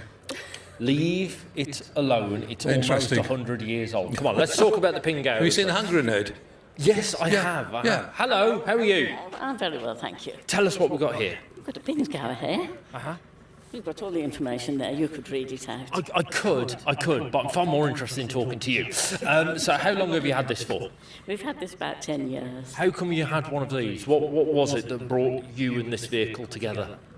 We went to the disposal yard and saw it and fell in love with it. Okay. It had done 1,000 miles Really? when it was there, and a brand new vehicle. Really couldn't resist having it. Excellent. And I'm assuming that you've put a few more miles on it now. It's done about 10,000 now, so we haven't done a lot. So you're just about breaking her in. Just about, yes. It's getting used to driving it. Yeah, no, it's wonderful, isn't this? What I quite like is this line here, registered as a motor caravan. Absolutely. Can you imagine turning up at the caravan club? Oh, wouldn't it just? Yeah, it's a caravan. It's a motorhome. Yeah. When we do turn up at a civilian camping site and get out, people say, I wasn't expecting you to get out. Do you find that, you have quite a large pitch and that people don't encroach on your space too much? Not too much, but it is a very small vehicle. Yeah. It's a small vehicle. I mean, they're fabulous. I've had the pleasure of driving them off-road, and they really go. I mean, the 101, it's the same vehicle. Yeah. Why the British Army didn't really take to them, I don't know. Maybe they were expensive, maybe they were... Well, they aren't overcomplicated. They're simple, but they never caught on. Really, it's the replacement for the 110. Yeah. But yeah, there's still quite a few around. Yeah, fabulous to see. And what's wonderful with this, a bit like the Ford Control, you're sat directly over that front axle there, so you get that lovely sort of swing, that bus-like swing when you're going left and right and so forth. But what that does mean is that the approach and departure angles are so tight. Do you know what I mean? You've barely got any overhang to get in the way, have you? No, it's quite easy to manoeuvre. Quite good in traffic. Yeah. And they quite tow well. comfy and quite spacious, and it's everything you need. Everything you need and nothing you don't. I like these. I like these a lot. 2.5 litre TDI, Volkswagen engine. Brilliant. What a piece of kit that is. They really are. Yeah. And then finally, we come on to this one. I thought you'd run away then. Come on, come join us at the front. I know, don't worry. You know I don't bite now. Yes. Not well, once I've been fed anyway. Tell us what you brought in. It's a Land Rover Wolf 110 with the IK Commanders. Okay, and what's the history with it? Ex-military, bought about 5 years ago. Yep. It would have been a command post vehicle. Okay. About 22 made. Do you know whereabout it was based? I don't actually. Okay. I got all the other service history and that, Yeah. but they didn't give me the actual information about which bases. Well, there's time. We'll find out in time. I'm sure at some point It'll all be release there that somewhere in a information. book. Yeah. So how long have you had it for, sorry, remind me? About 5 years. About 5 years, and in that time, what have you had to do to it? Have you just been able to enjoy it? I just enjoy it really. It came with no clutch, but that was just a master cylinder and slave cylinder. Done that and it's pretty much as it came out of service. Yeah. It looks great, it really does, and it's lovely to see vehicles like this, like maintaining their sort of service look, if you like, because it is that piece of history that, when they do finish their service life, it's a bit like commercial vehicles. When commercial vehicles finish their service life, a lot of the time they just get thrown away, forgotten, or abused, or they get tarted up for shows, don't they? Exactly. Whereas this rebuilt. has got that, it's got that look to it. That sort of, it's literally just finished. Yes, it has. I say it's come as it came out. Haven't done anything to it. Brilliant. Have you had a good weekend here then at the Land Rover show? So if you weren't going home in the old military bus here, what would you be going home in? I'll go home in this one. You're not allowed to. What else are you going to choose? What else I'm going to choose? Pinsgauer. That's a good choice. I think that is a really, really popular choice. It's a little bit different, but what a cool thing that is. I love the fact they've registered it as a motor caravan. That's genius. Absolutely brilliant. Certainly is. You've been out there and spoiled us here today, Dave. Well done. Well done, Dave, for organising this. Well, thank you, Tim. You're very welcome. Very welcome. We have got another club due in. I'm just doing a quick time check. We're coming up to 2:20, so we're doing okay for time. We're doing our fine. Next club coming in is Freelander first. There might be a lot of them. Is there? Could be. Should we start getting them in then? Well, we'll see. We'll see. I did threaten. Tim said you can only bring a handful. Oh, well, that's done it then. Because we had Range Rover owners yesterday, and they said to us yesterday, Range Rover owners, Range Rovers are not small things, are they? No, not at all. Okay, so I said, how many are you bringing in? 8. They came in with 12. Yeah, doesn't surprise me. Typical, eh? Give them an inch, take them off. Exactly. Anyway, ladies and gents, that's our military display for you. What a wonderful thing to see all of these here with us. You guys, you're just around the other side of the museum, right? So if you want to see more of them, do head over there. You can see more of the clubs, more of the static displays. We also have some more interesting vehicles up there and a couple of very interesting motorbikes. So please go up and see them. And if you've got a military vehicle, go talk to them. As I said, they're not a club, they're a friendly group. Go join them and talk all things military. Absolutely. So, our military display there, fantastic display by those guys. Coming up next then, it is our last club, and ironically, they're called Freelander First. Ironically, the final club in the arena is Freelander First. It's just been, yes, there it is. There it is. Do you know what? I really like Freelanders for 2 reasons. Well, you kept the best for last. Yeah. There's 2 reasons why I really, really like Freelanders. One, they're like the plucky underdog, aren't they? They're like, right, come on, I'll give it my best shot. You say I'm not the proper Land Rover, I'll show you kind of thing. The other thing is the owners. Of all of the models, I have to say, you guys have got some of the best sense of humours going. You're absolutely bang on, you really are. You really... Right. We're the first to take the mickey out of our own car. Absolutely. My first question to you, though, is over there, is the beer tent located over there? By chance, just asking the question. No, wonderful to see. So, Freelanders First. Let's begin with the club to begin with. Who are Freelander First? Well, we were established in 2015. We started doing regalia and merchandise and stuff. We decided we needed to support a charity, so we chose the air ambulance because at the time it was evident that everything else was being supported except the air ambulance. So really we've done very well. Good. To the degree that we've supported all 21 authorities around the UK and Northern Ireland, and to date we've raised £27,000. Fantastic. I think that alone deserves a round of applause. Well done indeed. That's brilliant. So far, Mike. He just said. Well, try again, 'cause it's really good.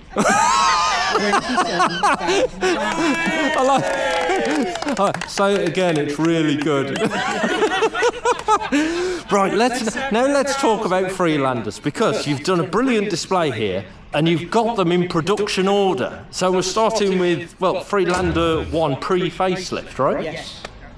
That's 52 plate, that's a 2002 model. It's a 3-door with 220,000 miles on the clock by the time I get out. 220,000 miles on the clock. By the time we get to... There's an echo round here, you know. No, there's an Eldon. Yeah, that's true, that is true.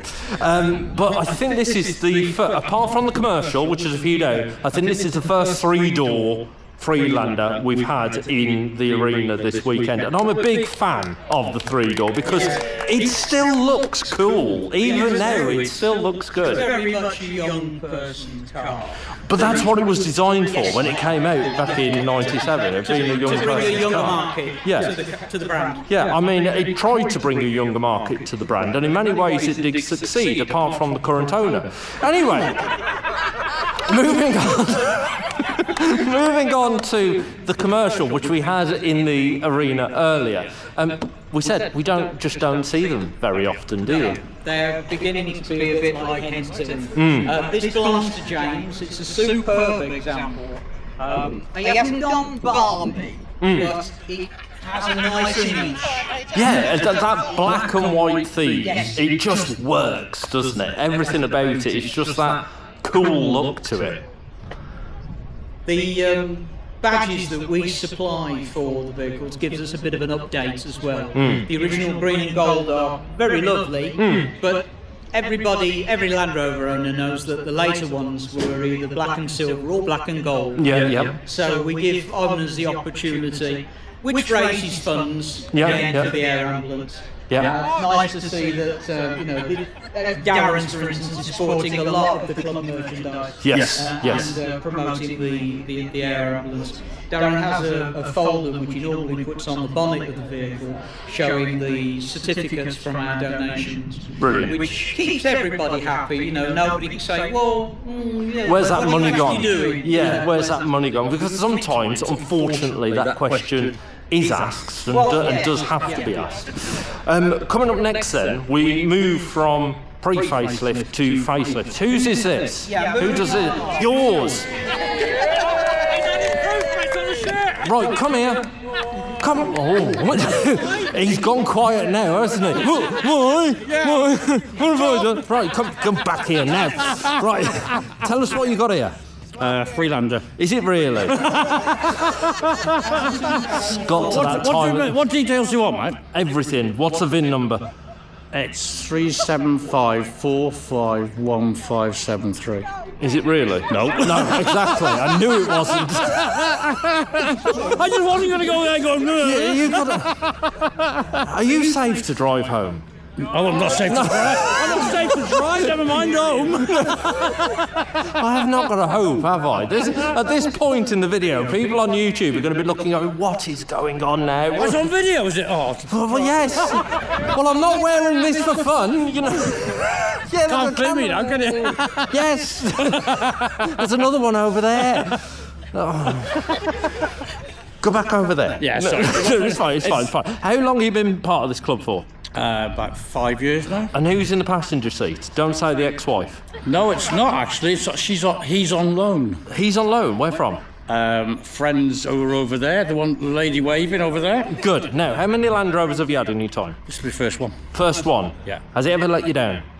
A few times, but I still recommend it. Good. That's the right answer. You can now go back. You're free. Well done. You passed the test. There you go. Good. Mike, come here. Come here. Before you talk about this, come here. What certificate or award did I give you a few years ago? What was it? Free Spirit. Right. And I was in my 2002 TD4 ES with sport pretensions. Now under new ownership. Alison over there purchased the vehicle from me. And what's your role in the club? Are you sort of like responsible for the whole club, are you? Originally, I was one of the three who set the club up. Yeah. chairman, senior admin, although I've relinquished that position. I deal with the eBay account and all the merchandise and stuff like that. Got so you. the bank Okay. accounts and, you know. What I'm going to do is have a medal made up for you because you deserve one, having to keep this lot in check. Crikey, have you got your work cut out? Right, let's get back to the car. Talk to us about this. This is John's. He comes down from the Isle of Bute. Okay. For our breakfast meal. Breakfast meal. So that's roughly around about 814 miles. That's dedication. That 840 miles is 1, dedicated, and 2, brave. In a Land Rover product, that is brave. I think John's biggest problem is getting back to the ferry in time. Yeah. From mainland to the Isle of Bute. This is an automatic TD4, so it's the only one in the lineup with a TD4 automatic transmission. Yeah. John's got a nice plate on it with his initials. Yeah. It's a really nice car. Yeah, it's HSE, so you've got a lovely spec. Look at you, luxury. I bet you waft around, don't you, at home, being sort of like, look at me, peasants down there. Check out my badge, HSE. Bye, kind of thing. That's exactly. Look, I do that. Right, so we move on from Freelander 1 to Freelander 2, and we've got 2 of them here. So we've got again facelift one just over there. Let's talk about this first. This is a pre-facelift HSC.